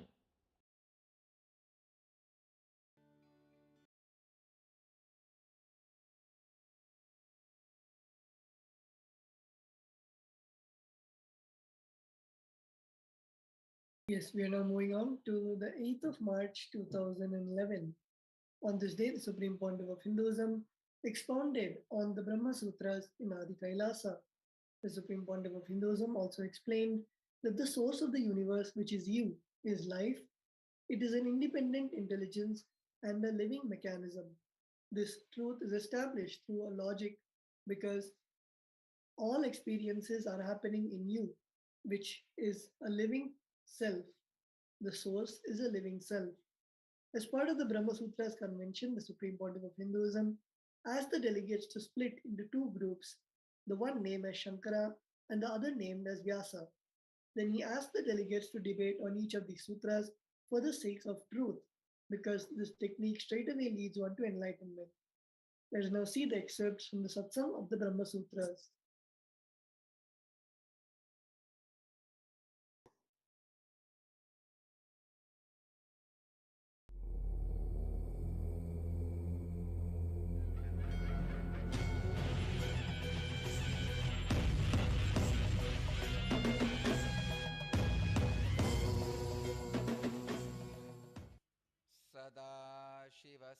सदाशिवसमारम्भाम् शङ्कराचार्यमध्यमाम् अस्मदाचार्यपर्यन्ताम् वन्दे गुरुपरम्पराम्. I welcome you all with my love and respects. I welcome all the devotees, disciples who are sitting with us around the world at this moment in 210 places, in 75 cities, in 18 countries.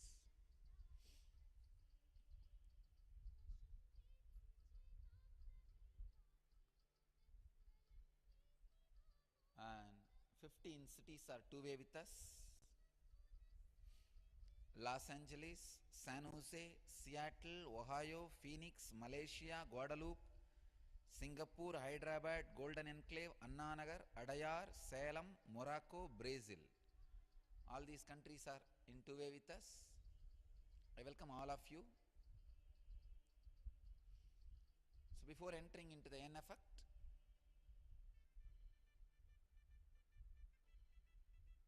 I want to remind all of you to sit in Batmasana and Samana Mudra. We can start the end effect.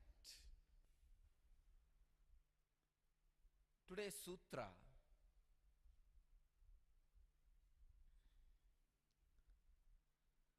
Gaunaschet Natma Sabdat.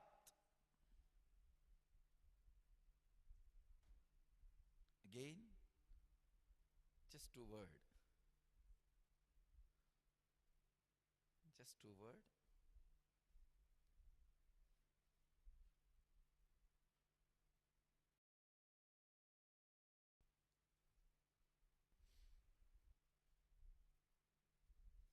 Translation of Gambirananda says, if it be argued that the seeing is in a secondary sense, we say not so, owing to the use of the word self.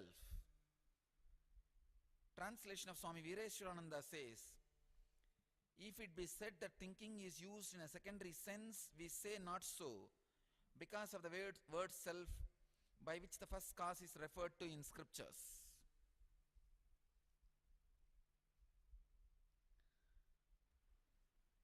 This is one of the deepest philosophical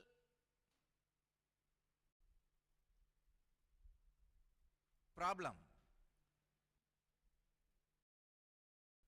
but which is responsible for our very way of thinking.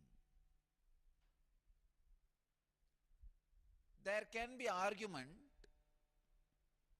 See, this is actually a continuation of yesterday's sutra. Yesterday, the Brahma Sutra's essence is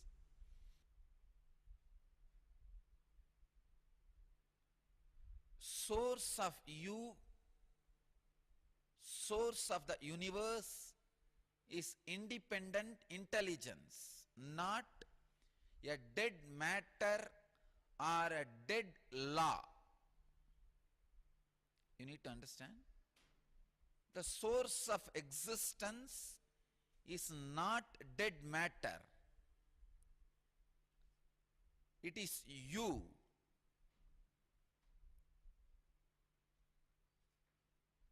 The source of universe, which is you, is life. It is independent intelligence, living mechanism. This truth is established through a logic because all experiences are happening in you, which is a living self, the source is living self.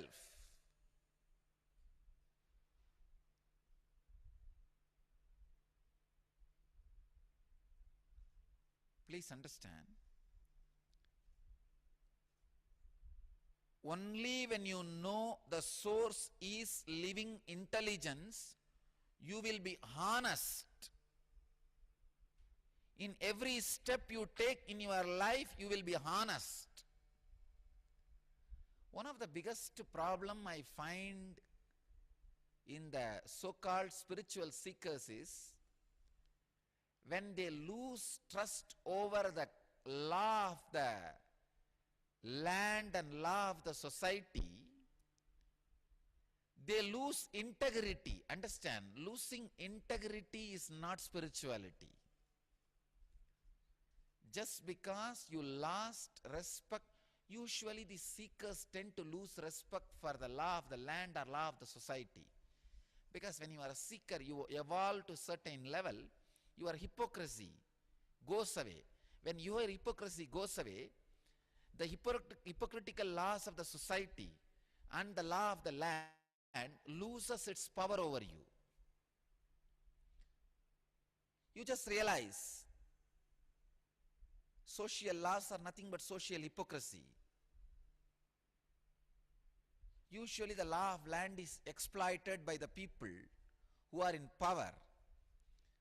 When somebody realizes this truth, they tend to lose respect for the social laws and social rules and country laws, law of the land.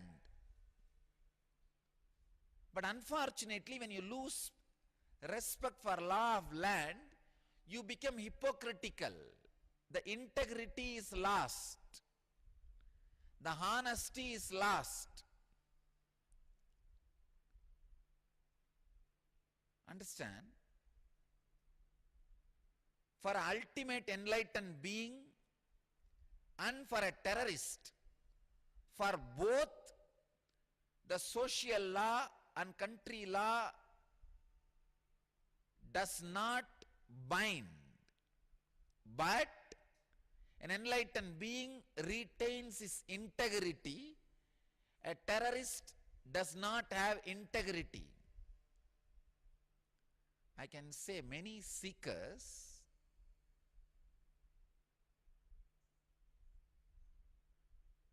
lose their integrity, almost become terrorists.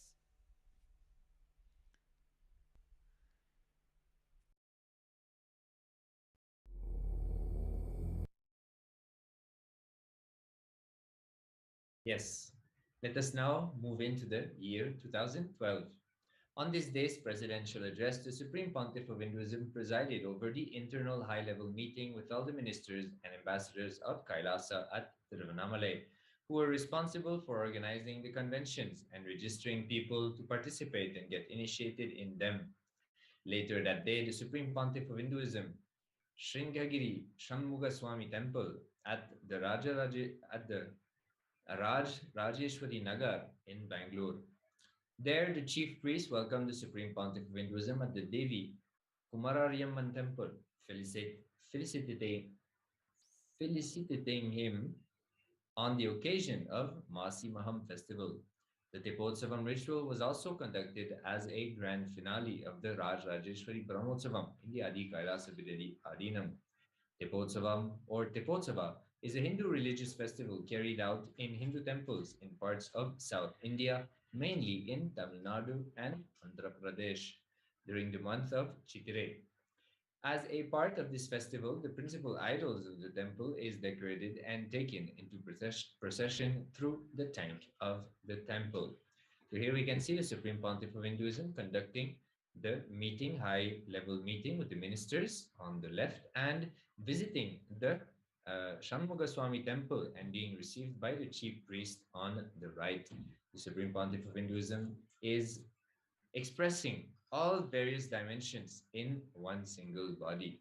Being an avatar of Paramashiva, he attends to each and every dimension from managing to reaching out to Hindu leaders and promoting Sanatana Hindu Dharma, authentic Sanatana Hindu Dharma, wherever he goes.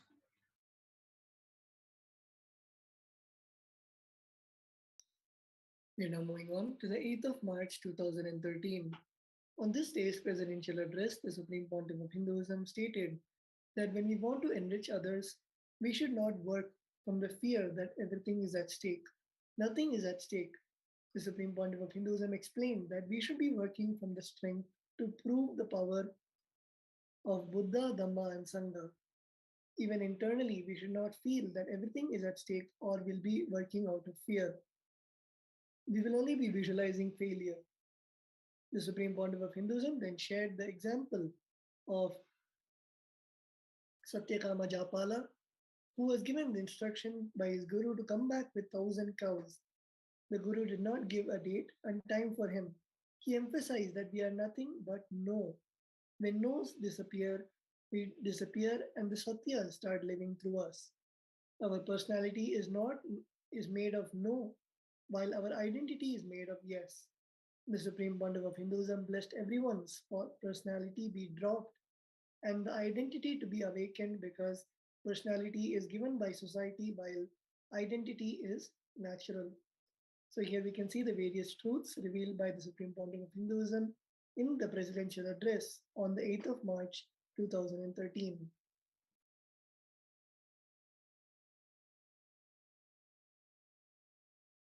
Let us now see a few excerpts from the satsang which the Supreme Pontiff of Hinduism gave.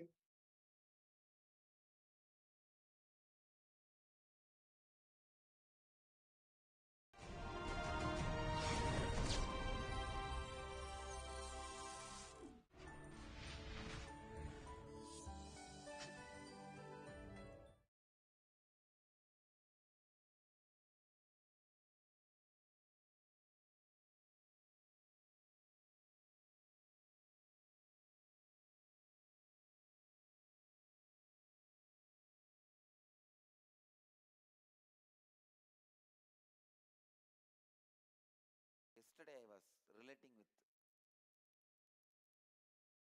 Rajaraja Chola's Akashic records, planning to build our temple.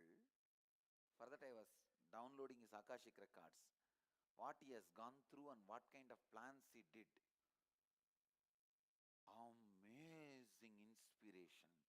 His inspiration is taller than the Tanjore Tower. That is why he is able to create that tower.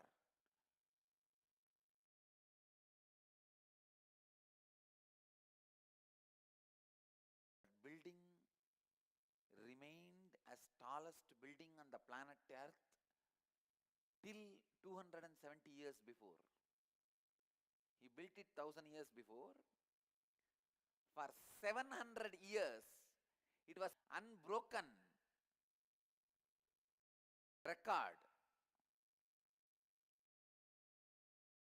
When he built, Europe and America were wearing leaves and trees,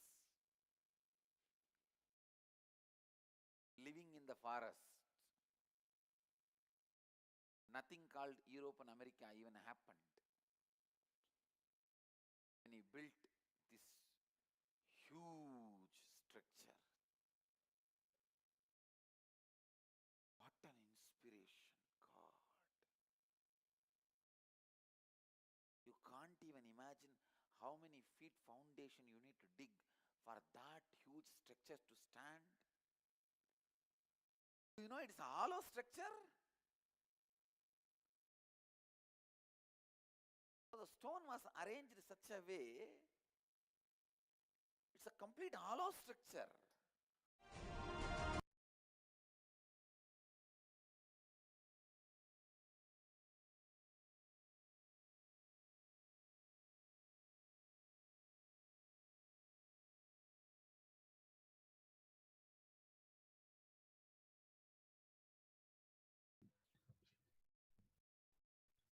Yes.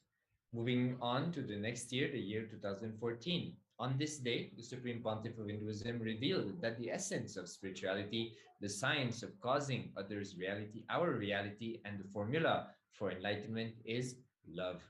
The Supreme Pontiff of Hinduism explained that due to the dust called incompletions, different parts of us started getting into friction, wear and tear, dust and rust, and as such, many times the whole mechanism collapses. Lubricating, cleaning, and overhauling our inner space with the completion process has to be done with a tremendous love and care.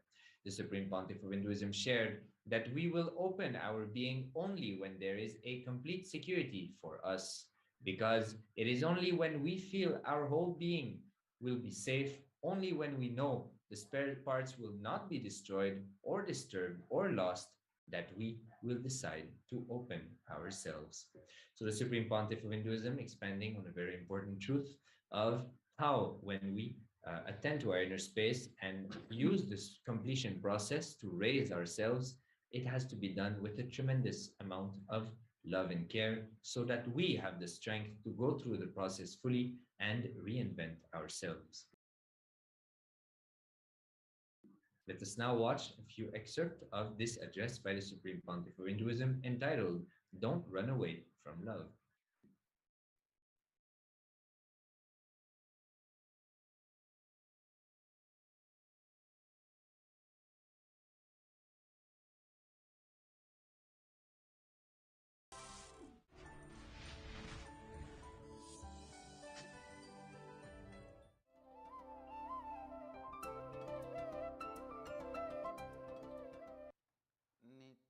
नित्यानन्देश्वर समारम्भाम् नित्यानन्देश्वरि मध्यमाम् अस्मदाचार्यपर्यन्तां वन्दे गुरुपरम्पराम्।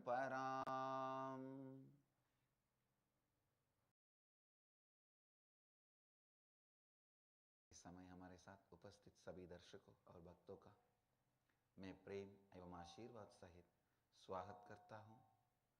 I welcome all the devotees, disciples, samajis, satsangis, Mahans, Kotaris, Sri Mahans, Tanedars, sitting with us all over the world this time through Nithyananda TV, Lotus News Channel, Sadhana TV, Janashri TV, Ishwar TV, two-way video conferencing, having Nayana in many cities, many countries around the world. Cities sitting with us in two-way video conferencing, Hyderabad, Gupta Kashi, Singapore, Singapuram, Warrington, UK, New Zealand, Adi Arunachalam, Bangalore, Hebal, San Jose, Madurai, Auckland, New Zealand, Nithyananda Nagara, Bangalore, Newfoundland, Canada, Coimbatore, Dhyanapeetham, Kuala Lumpur, Palani, Dubai, Vaidyanatham, Northumberland, UK, Paris, Home Temple, New York, Varanasi, Houston. Unfortunately, when I look at the tumor, to terrorize the tumor, you mistake I am looking at you. Understand, decide clearly to hate what Master hates, to love what Master loves. In every one of you, there is a part Master loves. Love that part, cherish that part, nourish that part, entertain that part, enrich that part, that will enlighten you. In every one of you, there is one part Master hates. Hate that, destroy it, complete it, drop it. That will be a great liberation for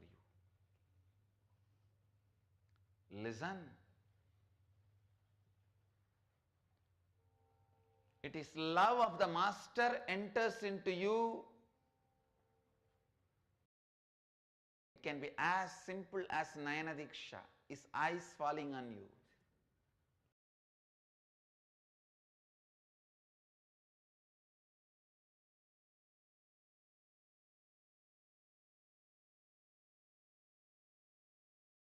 Yes, we saw the wonderful excerpt from the satsang, and we will now be moving on to the next segment of the Devi Parashakti Akashic readings.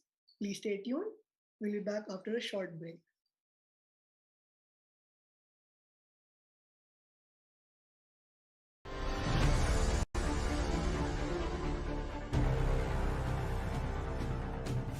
Time itself is nothing but your decision to struggle with the same rut.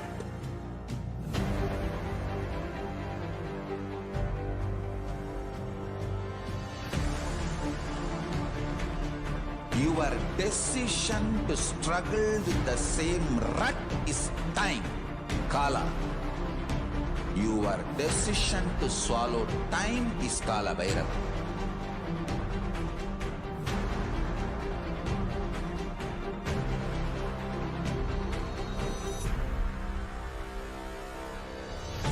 Stand. Be a conscious woman or man.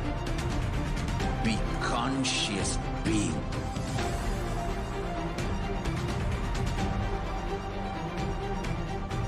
Shrink the time through conscious will persistence. Make the future into present by being ferocious with yourself.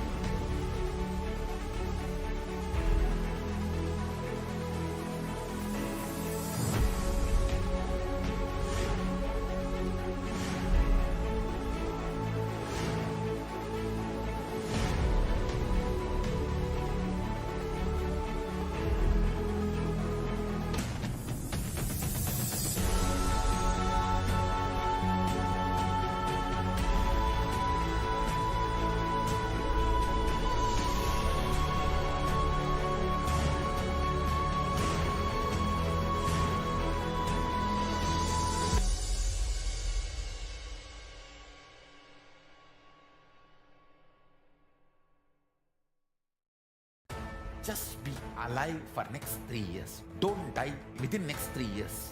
I guarantee you, I will reach you wherever you are.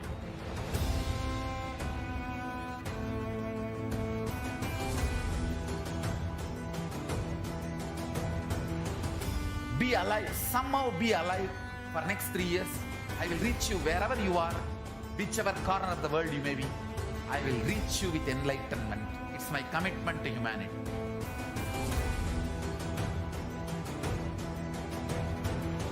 I'm going to empower, enlighten each and every one of you with the fuel and energy of the parallel universe.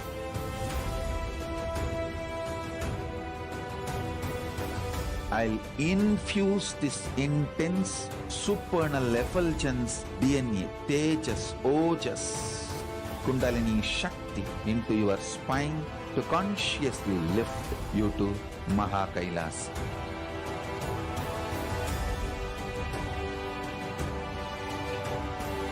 It is irreversible permanent enlightenment, irreversible power manifestation, irreversible permanent empowerment.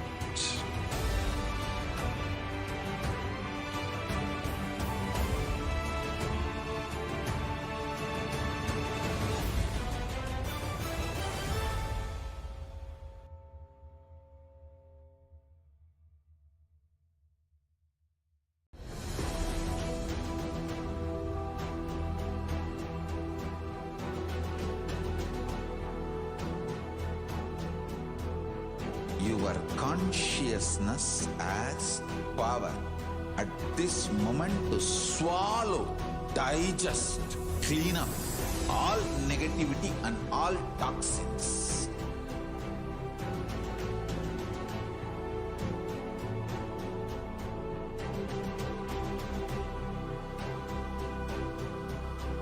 develop a powerful will persistence.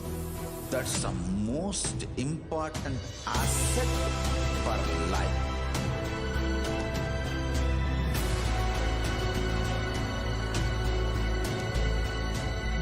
I am not giving you some life positive blah blah. I am giving you the facts of life.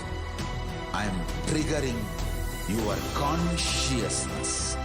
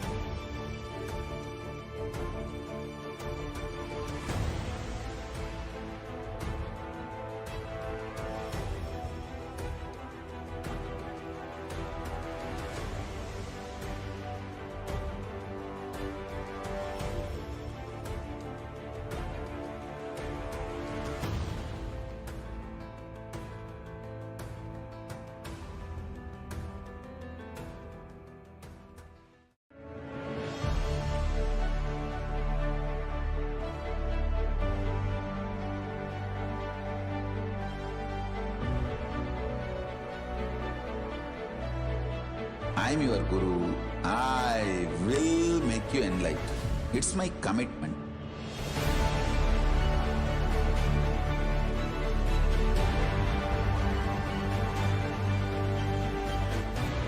Till you become Paramashiva, I won't rest. Don't worry at all.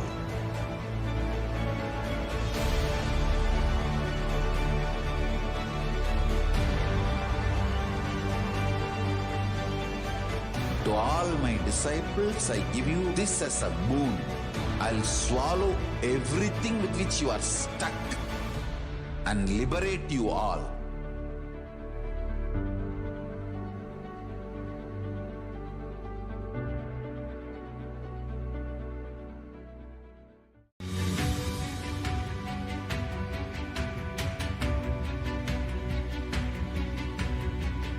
The moment you decide, your consciousness is the supreme identity you have.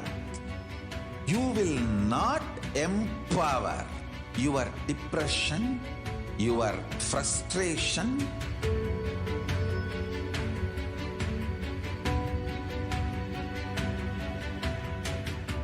deal your problems, whether it is simple headache or depression, or the worst suicidal patterns, or life negativity, only through consciousness. Don't go for any other solution.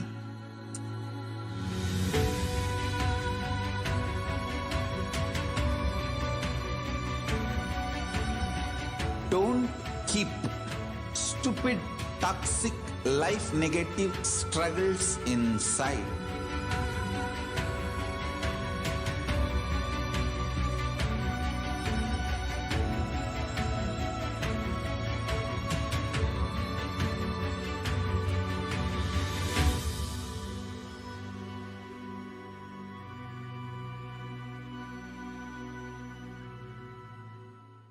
Greater signs of life can be realized with a greater ability to visualize.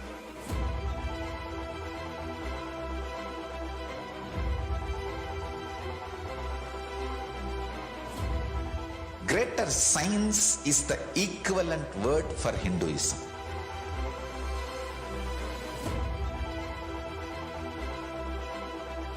When you understand the greater science of life, greater courage, more possibility, more fearlessness, more joy, more bliss.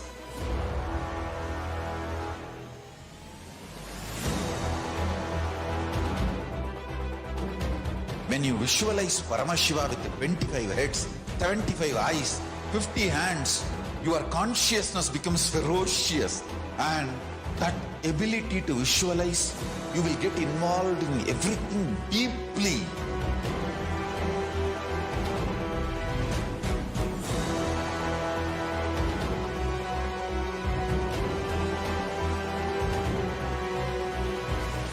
Involved people are the most delicious, most sweet, most beautiful, most juiciest beings of planet Earth.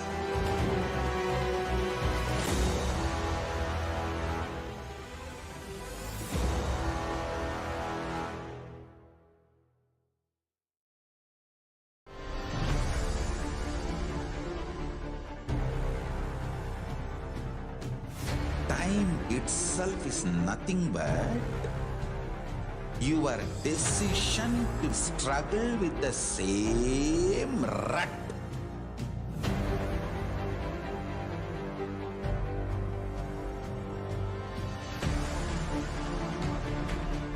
Your decision to struggle with the same rut is time, Kala. Your decision to swallow time is Kala Bhairava.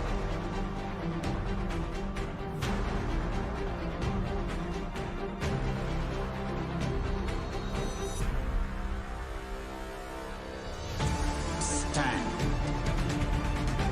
Be a conscious woman or man. Be conscious being.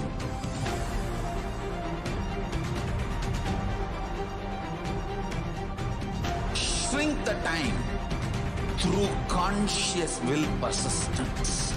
Make the future into present by being ferocious with yourself.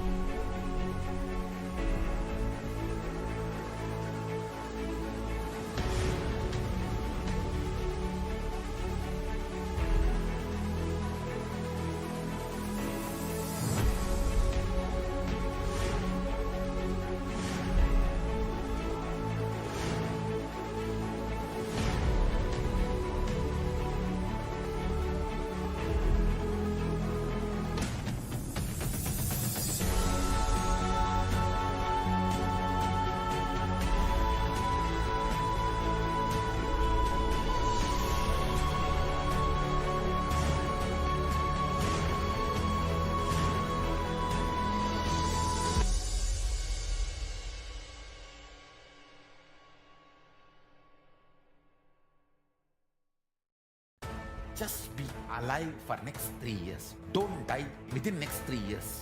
I guarantee you, I will reach you wherever you are.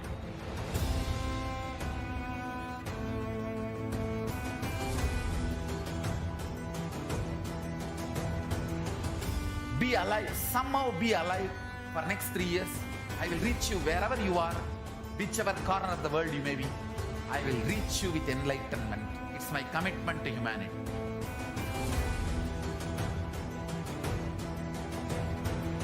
I'm going to empower, enlighten each and every one of you with the fuel and energy of the parallel universe.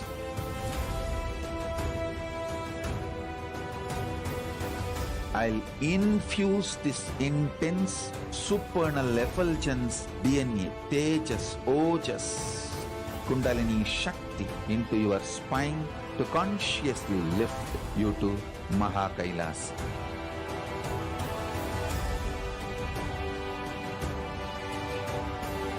It is irreversible permanent enlightenment, irreversible power manifestation, irreversible permanent empowerment.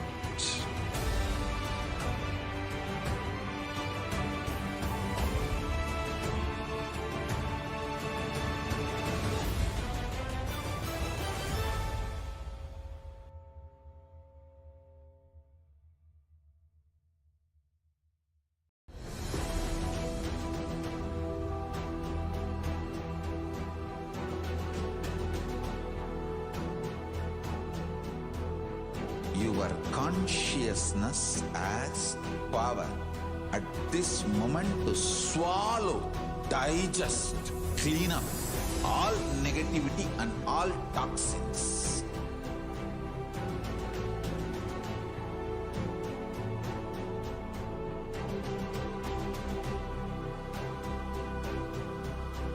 Develop a powerful will persistence. That's the most important asset for life.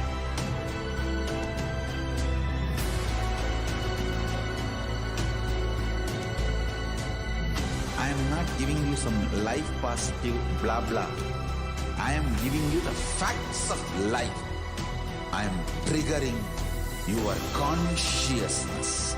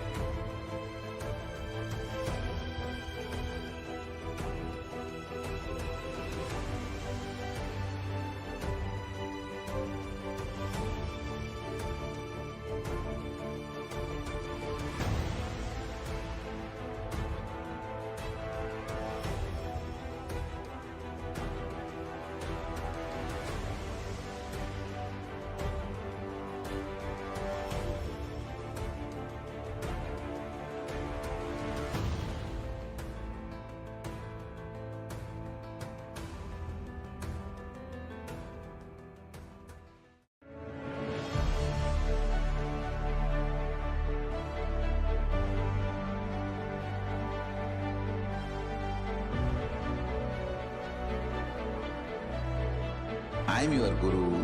I will make you enlightened. It's my commitment.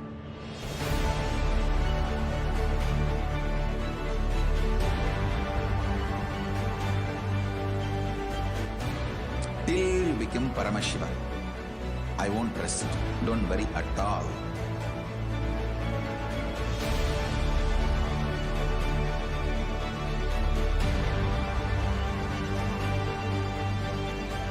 To all my disciples, I give you this as a boon. I'll swallow everything with which you are stuck and liberate you all.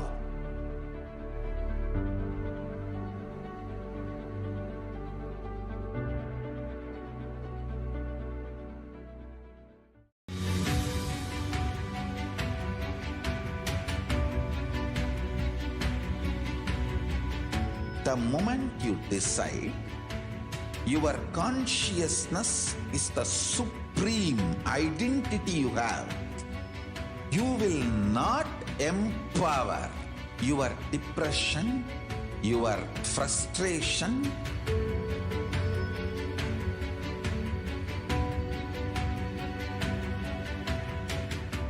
deal your problems, whether it is simple headache or depression, or the worst suicidal patterns, or life negativity, only through consciousness. Don't go for any other solution.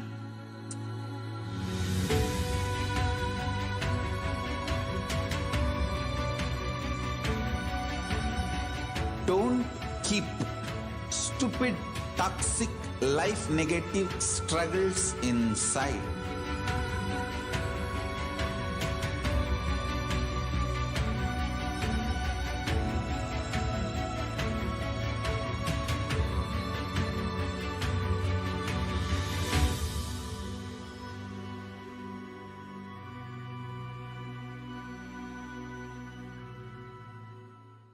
Greater signs of life can be realized with a greater ability to visualize.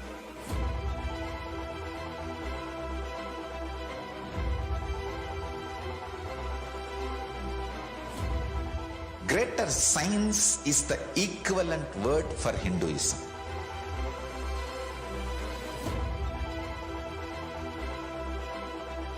When you understand the greater science of life, greater courage, more possibility, more fearlessness, more joy, more bliss.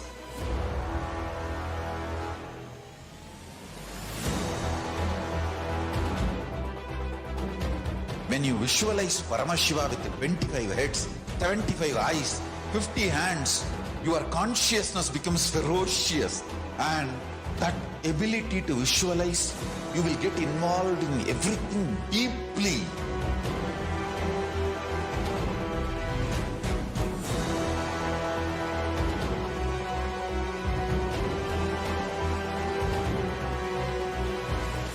Involved people are the most delicious, most sweet, most beautiful, most juiciest beings of planet Earth.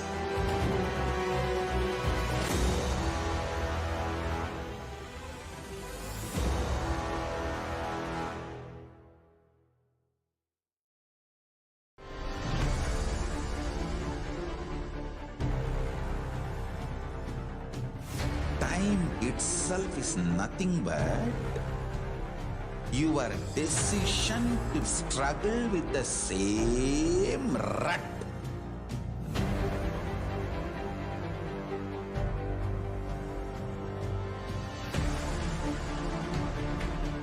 Your decision to struggle with the same rut is time, Kala. Your decision to swallow time is Kala Bhairava.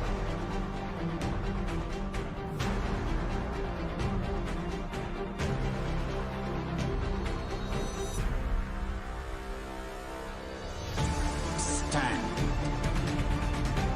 Be a conscious woman or man. Be conscious being.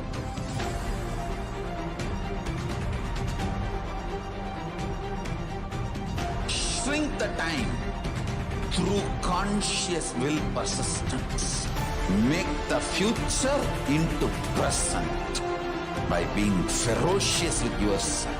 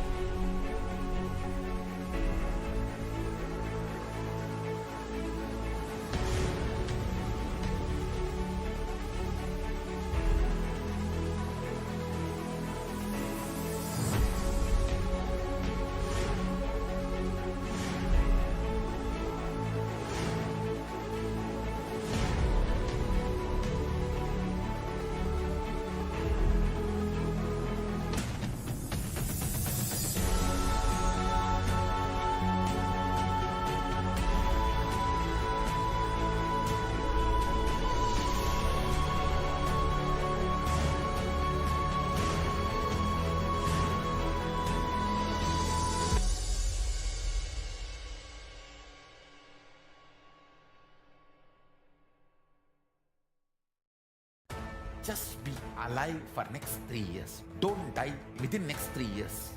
I guarantee you, I will reach you wherever you are.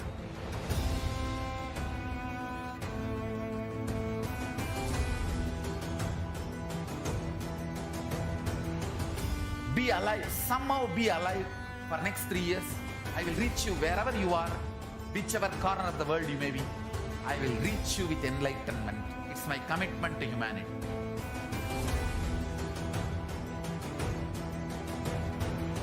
I'm going to empower, enlighten each and every one of you with the fuel and energy of the parallel universe.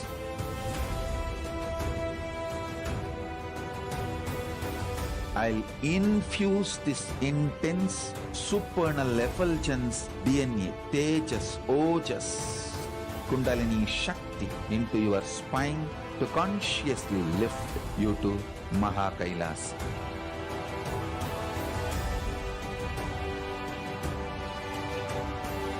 It is irreversible permanent enlightenment, irreversible power manifestation, irreversible permanent empowerment.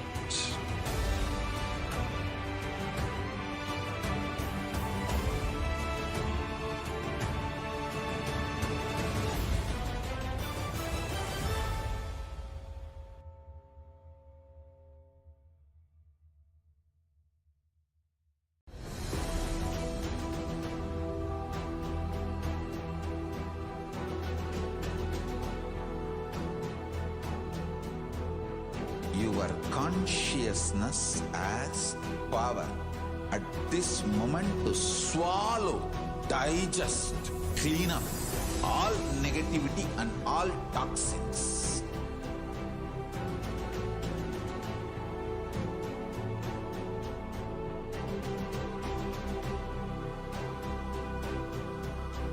Develop a powerful will persistence. That's the most important asset for life.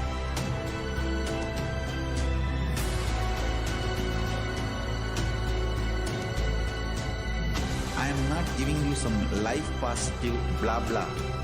I am giving you the facts of life.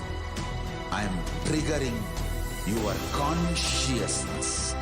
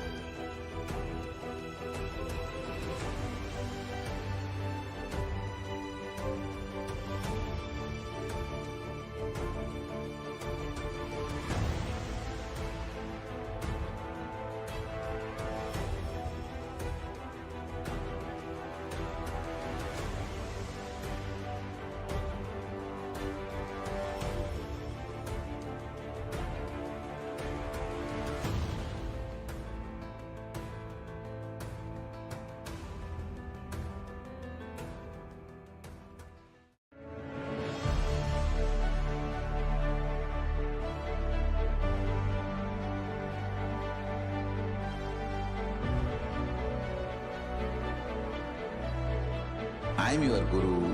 I will make you enlightened. It's my commitment.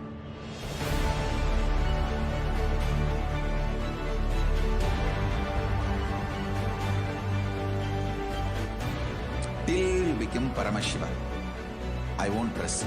Don't worry at all.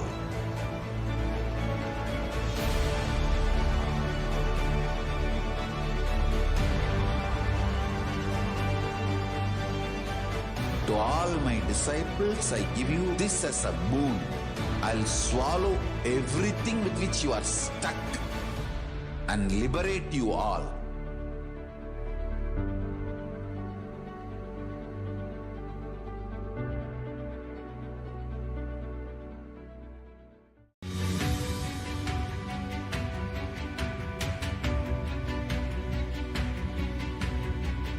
The moment you decide, your consciousness is the supreme identity you have. You will not empower your depression, your frustration,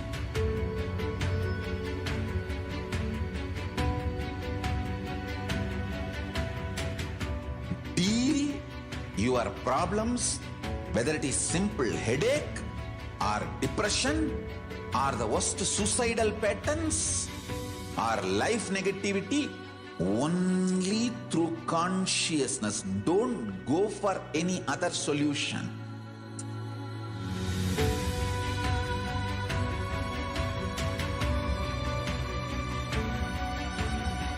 Don't keep stupid, toxic, life negative struggles inside.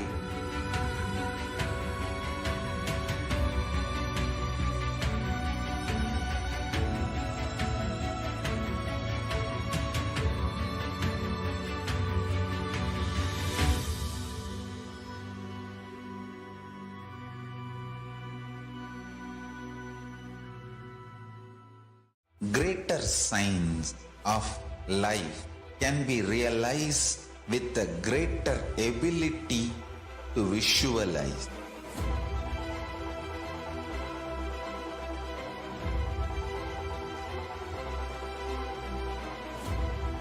Greater science is the equivalent word for Hinduism.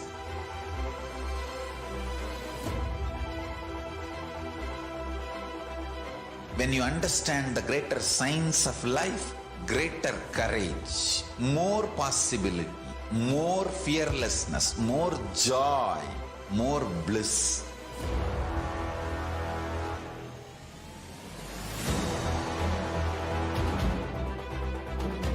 When you visualize Paramashiva with 25 heads, 75 eyes, 50 hands, your consciousness becomes ferocious, and that ability to visualize, you will get involved in everything deeply.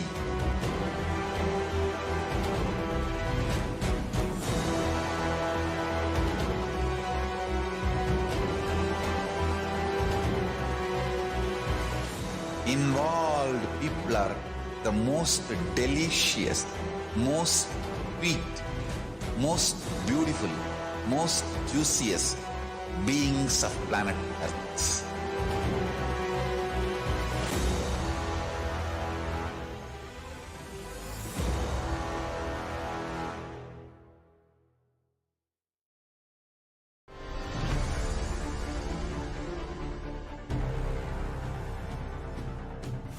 Time itself is nothing but your decision to struggle with the same rut.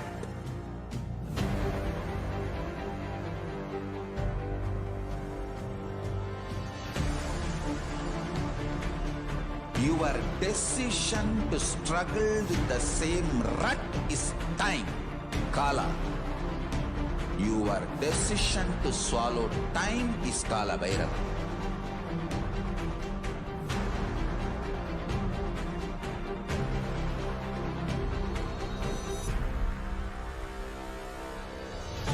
Stand. Be a conscious woman or man. Be conscious being.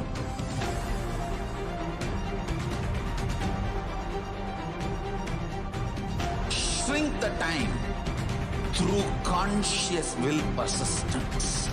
Make the future into present by being ferocious with yourself.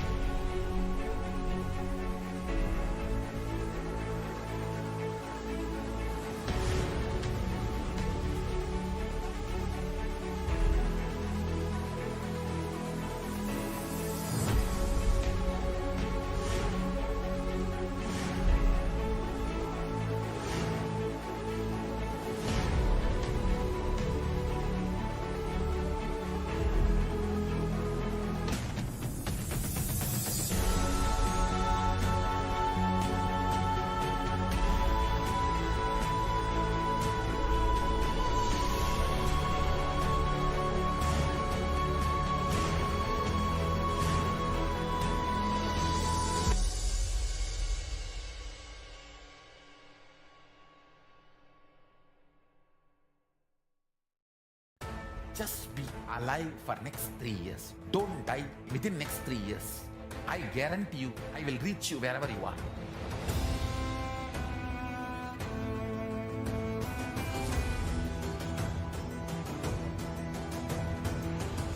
Be alive, somehow be alive for next 3 years. I will reach you wherever you are. whichever corner of the world you may be, I will reach you with enlightenment. It's my commitment to humanity.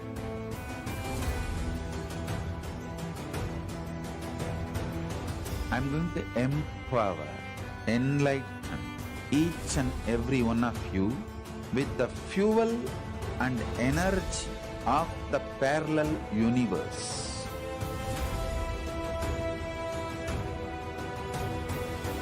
I'll infuse this intense supernal effulgence DNA, Tejas, Ojas, Kundalini Shakti into your spine to consciously lift you to Kailasa.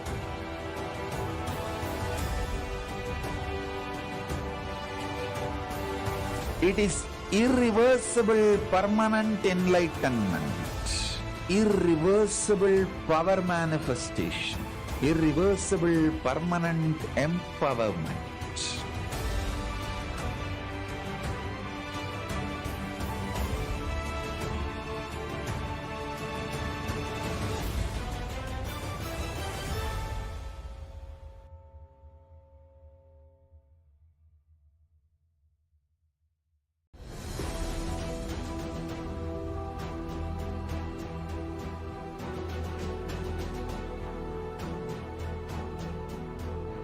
Your consciousness as power at this moment to swallow, digest, clean up all negativity and all toxins.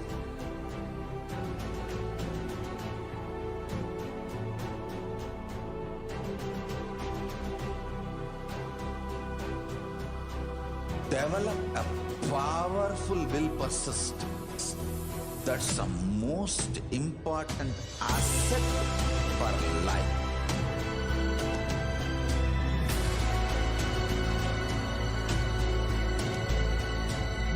I am not giving you some life positive blah blah. I am giving you the facts of life. I am triggering your consciousness.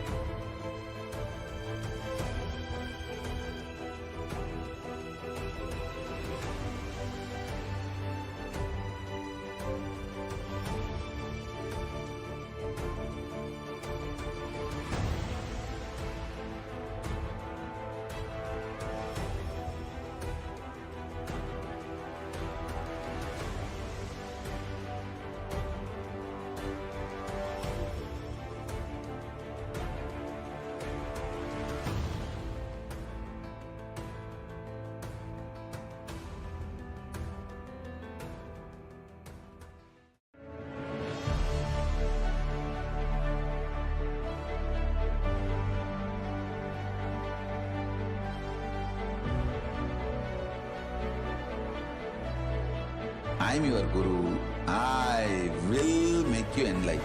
It's my commitment.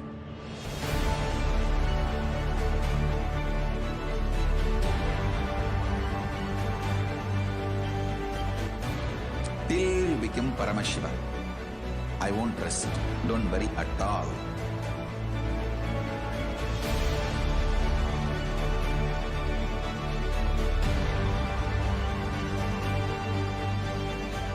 To all my disciples, I give you this as a boon. I'll swallow everything with which you are stuck and liberate you all.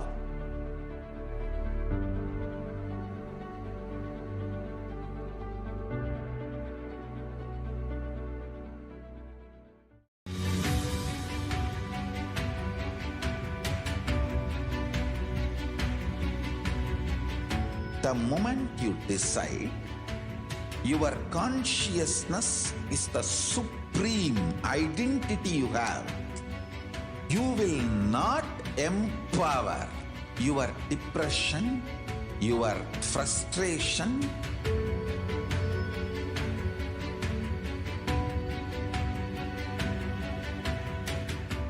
deal your problems, whether it is simple headache or depression or the worst suicidal patterns or life negativity, only through consciousness. Don't go for any other solution.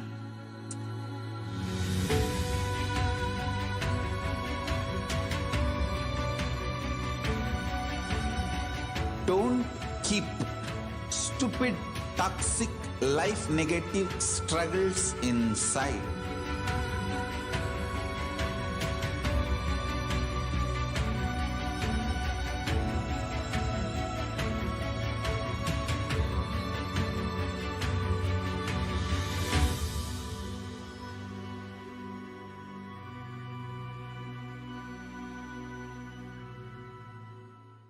Greater signs of life can be realized with a greater ability to visualize.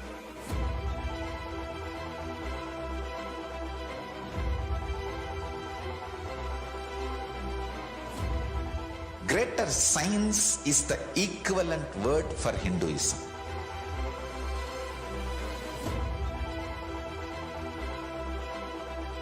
When you understand the greater science of life, greater courage, more possibility, more fearlessness, more joy, more bliss.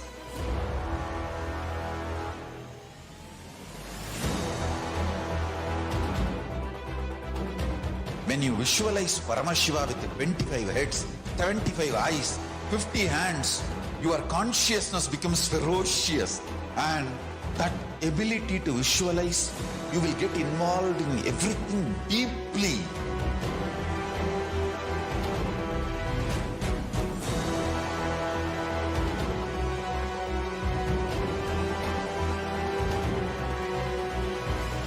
Involved people are the most delicious, most sweet, most beautiful, most juiciest beings of planet Earth.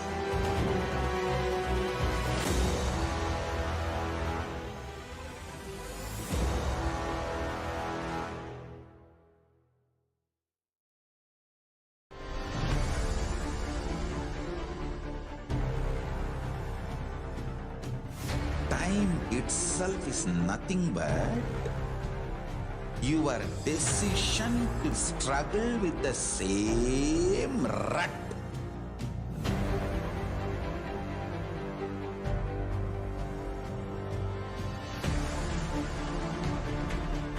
Your decision to struggle with the same rut is time, Kala. Your decision to swallow time is Kala Bhairava.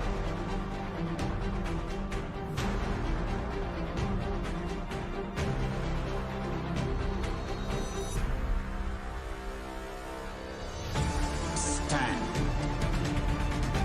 Be a conscious woman or man. Be conscious being.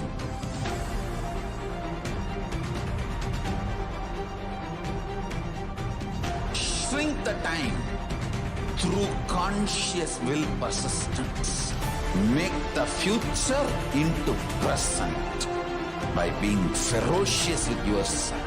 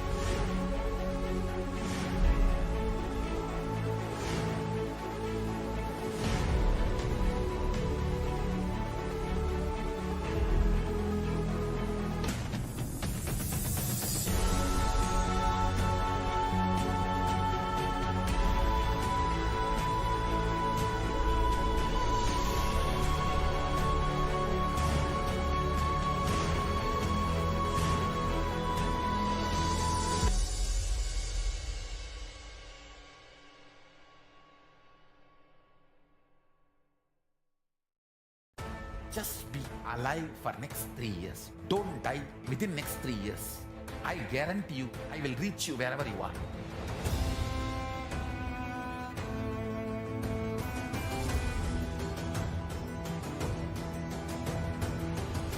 Be alive, somehow be alive for next 3 years. I will reach you wherever you are, whichever corner of the world you may be. I will reach you with enlightenment. It's my commitment to humanity.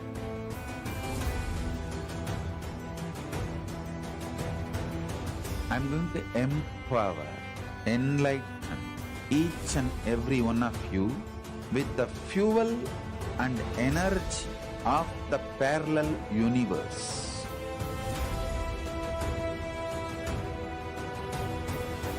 I'll infuse this intense supernal effulgence DNA, Tejas, Ojas, Kundalini Shakti into your spine to consciously lift you to Kailasa.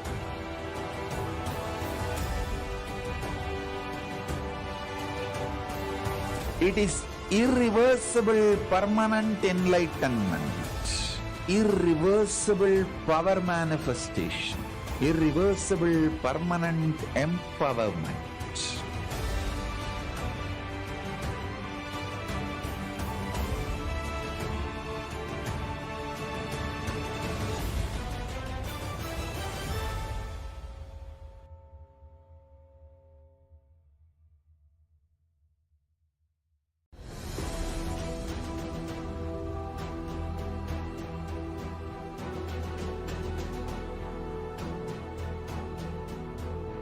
Your consciousness as power at this moment to swallow, digest, clean up all negativity and all toxins.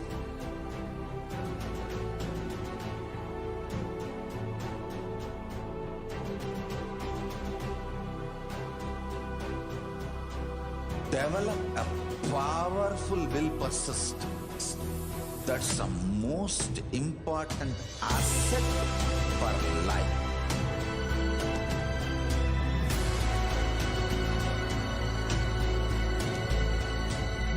I am not giving you some life positive blah blah. I am giving you the facts of life. I am triggering your consciousness.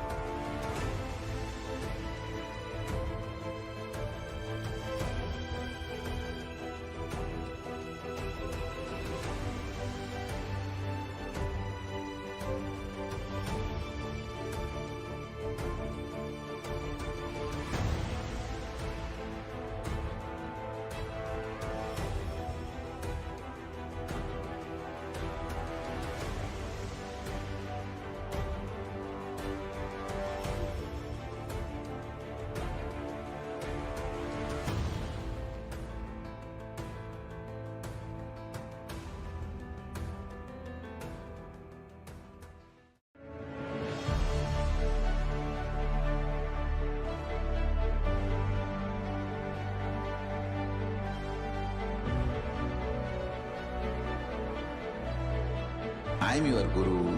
I will make you enlightened. It's my commitment.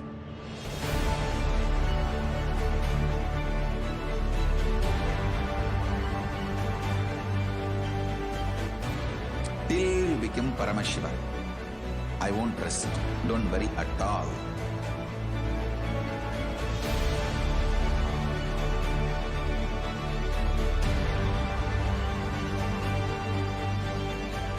To all my disciples, I give you this as a boon. I'll swallow everything with which you are stuck and liberate you all.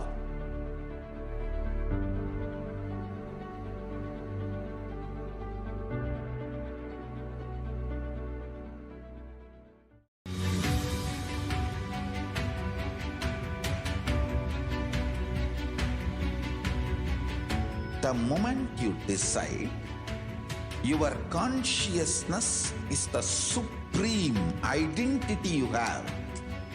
You will not empower your depression, your frustration,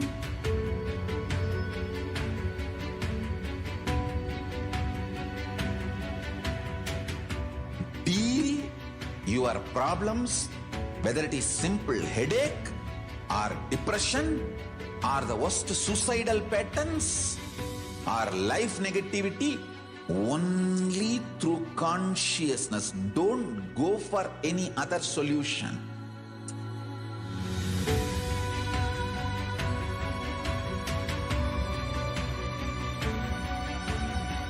Don't keep stupid.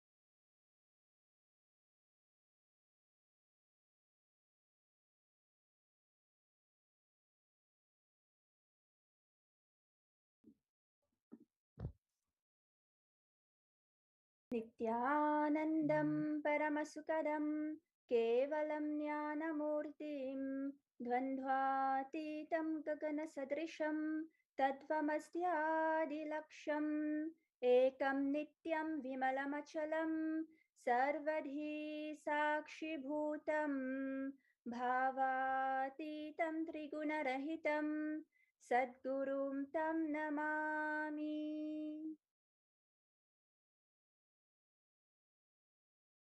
Nithyanandam, with the grace and blessings of the Supreme Pontiff of Hinduism, Jagat Guru Mahasanidhanam, His Divine Holiness Bhagavan Nithyananda Paramashivam, Sri Kailasa is pleased to bring to you this virtual Global Peace Conclave and the Kailasa Om Award Ceremony on the occasion of the International Women's Day, as declared by the United Nations, hosted in collaboration with the Department of Human Services and Sri Kailasa Uniting Nations for Feminine Empowerment and Gender Equality.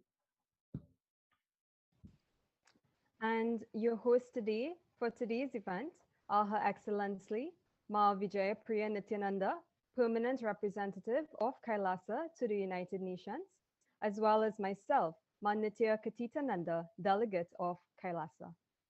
We warmly welcome our esteemed award recipients with love and respect, as well as our esteemed guests of honor and live international audience joining us today from all corners around the world. As you know, empowering women is necessary to ensure a peaceful and sustainable future. Hinduism not only empowers women, Hinduism worships women. In fact, the worship of the divine feminine consciousness, Devi worship, is unique to the Hindu tradition. For example, each year on the occasion of Navaratri, a sacred Hindu festival spanning over 9 nights and 10 days, 9 different expressions of Devi energy are celebrated for one's own spiritual evolution. Hinduism not only empowers women. Our sacred Hindu scriptures clearly declare how worshipping women leads to auspiciousness. The Shastra Pramana, or scriptural reference, taking from the Kulnarpa Tantra, 10th Ulasa, verse 37 and 38, beautifully shares. O my beloved, one who either every year or every 6 months or every 3 months or every month worships 3, 5, or 7 young ladies or girls, treating them as devatas, obtains all splendors, and also becomes a favorite of both of us. Taking from the Kulnarpa Tantra, today's program will be conducted in three segments. First, we will be sharing the highlights of the almost 3-decade-long incredible work of the Supreme Pontiff of Hinduism, Bhagwan Nithyananda Paramashivam, in various fields, including his work related to women empowerment and gender equality as per Hindu principles. This will then be followed by the award ceremony, where special recognition will be given to inspiring and accomplished change agents and champions for their dedication and contribution to women empowerment and gender equality. And last but not least, today's global conclave on the auspicious occasion of International Women's Day will be concluded with a very special live presidential address by the Supreme Pontiff of Hinduism, Bhagwan Nithyananda Paramashivam, the sovereign of the sovereign state of Sri Kailasa. The Supreme Pontiff of Hinduism himself will also be conferring the Kailasa Bhushan Award, as well as the Kailasa's highest civilian award, the Kailasa Ratna Mani Award.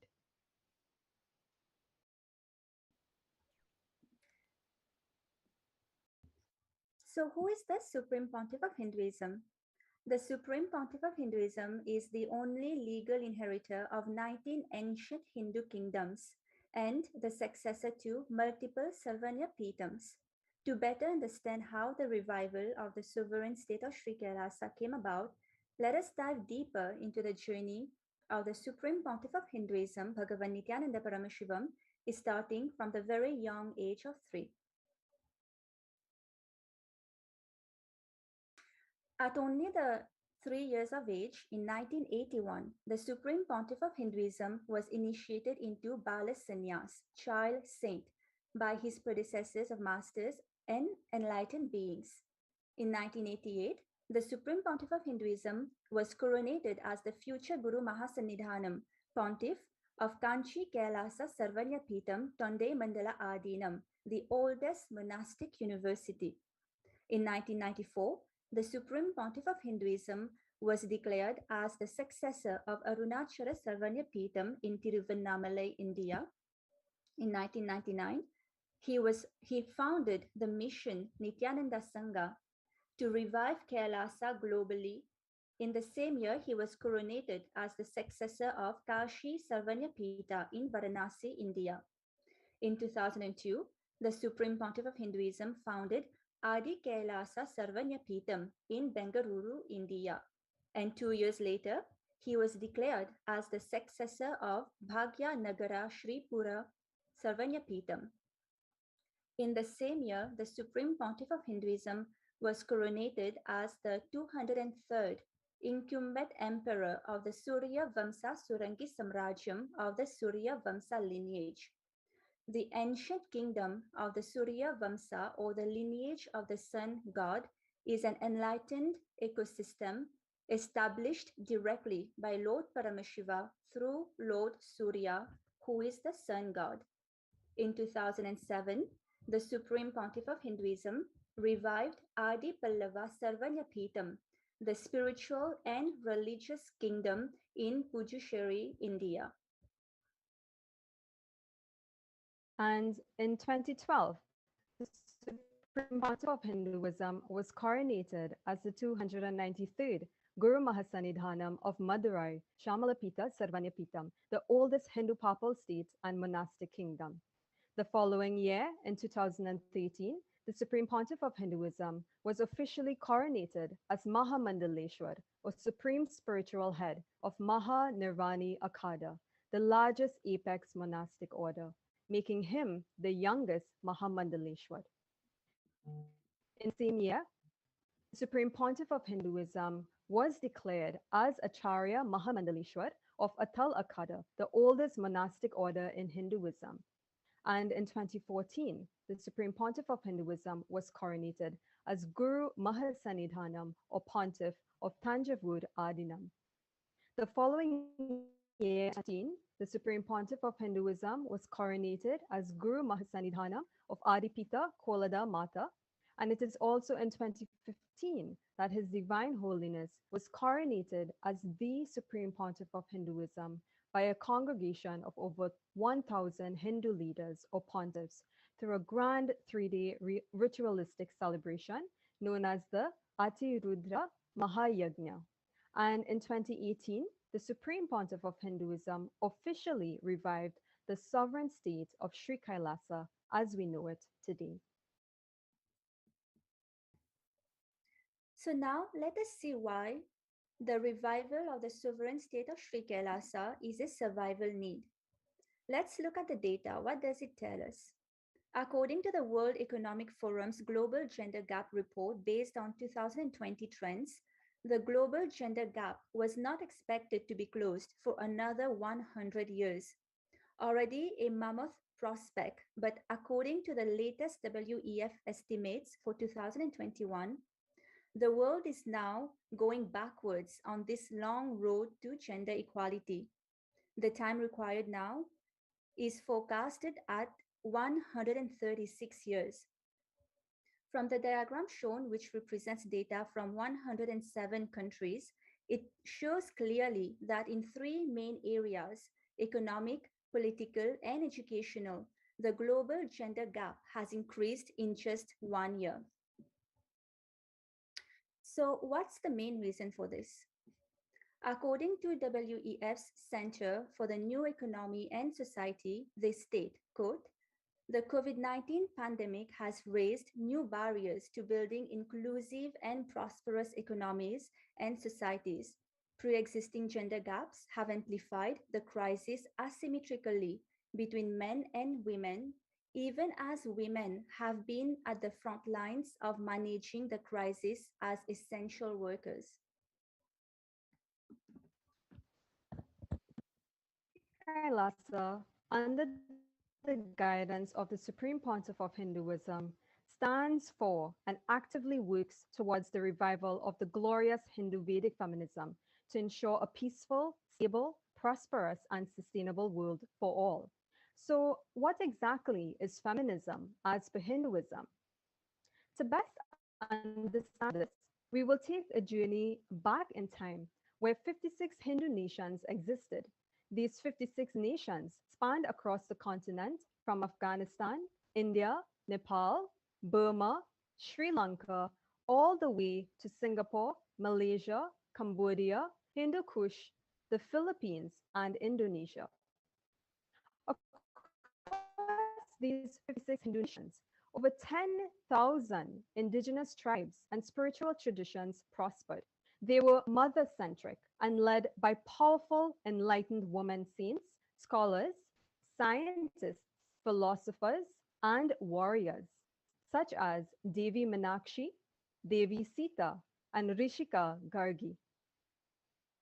Other examples of Hindu women warriors and scholars from ancient times till recent were Queen Vishpala, who was a warrior queen cited in the Rig Veda, the ancient Hindu text, who received a prosthetic leg from the Ashwins, or the twin gods, to continue battle. Also, Rani Velu Nachiyar, the queen of the kingdom of Shivagana, or modern-day Tamil Nadu in India, who predates the Ranis of Kittur and Jhansi as the first female freedom fighter against the British. She was trained in martial arts, horseback riding, and archery, and was also fluent in English, French, and Urdu. And when her daughter was martyred in the fight against the British, the queen formed a a woman's army, and named it after her.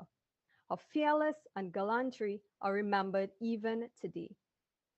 Then Rani Lakshmibai of Jhansi, one of the leaders of the First War of Independence of 1857, and holds her place in history as a fearless warrior and a passionate patriot. Following the death of her son and later her husband, she decided to take up arms to fight a law that would allow British Empire to annex Jhansi into its territories. With a sword in her hand and her adopted son on her back, she joined other revolutionaries and fought the Gwalior till her death. Her incredible courage has been an inspiration to many girls around the world.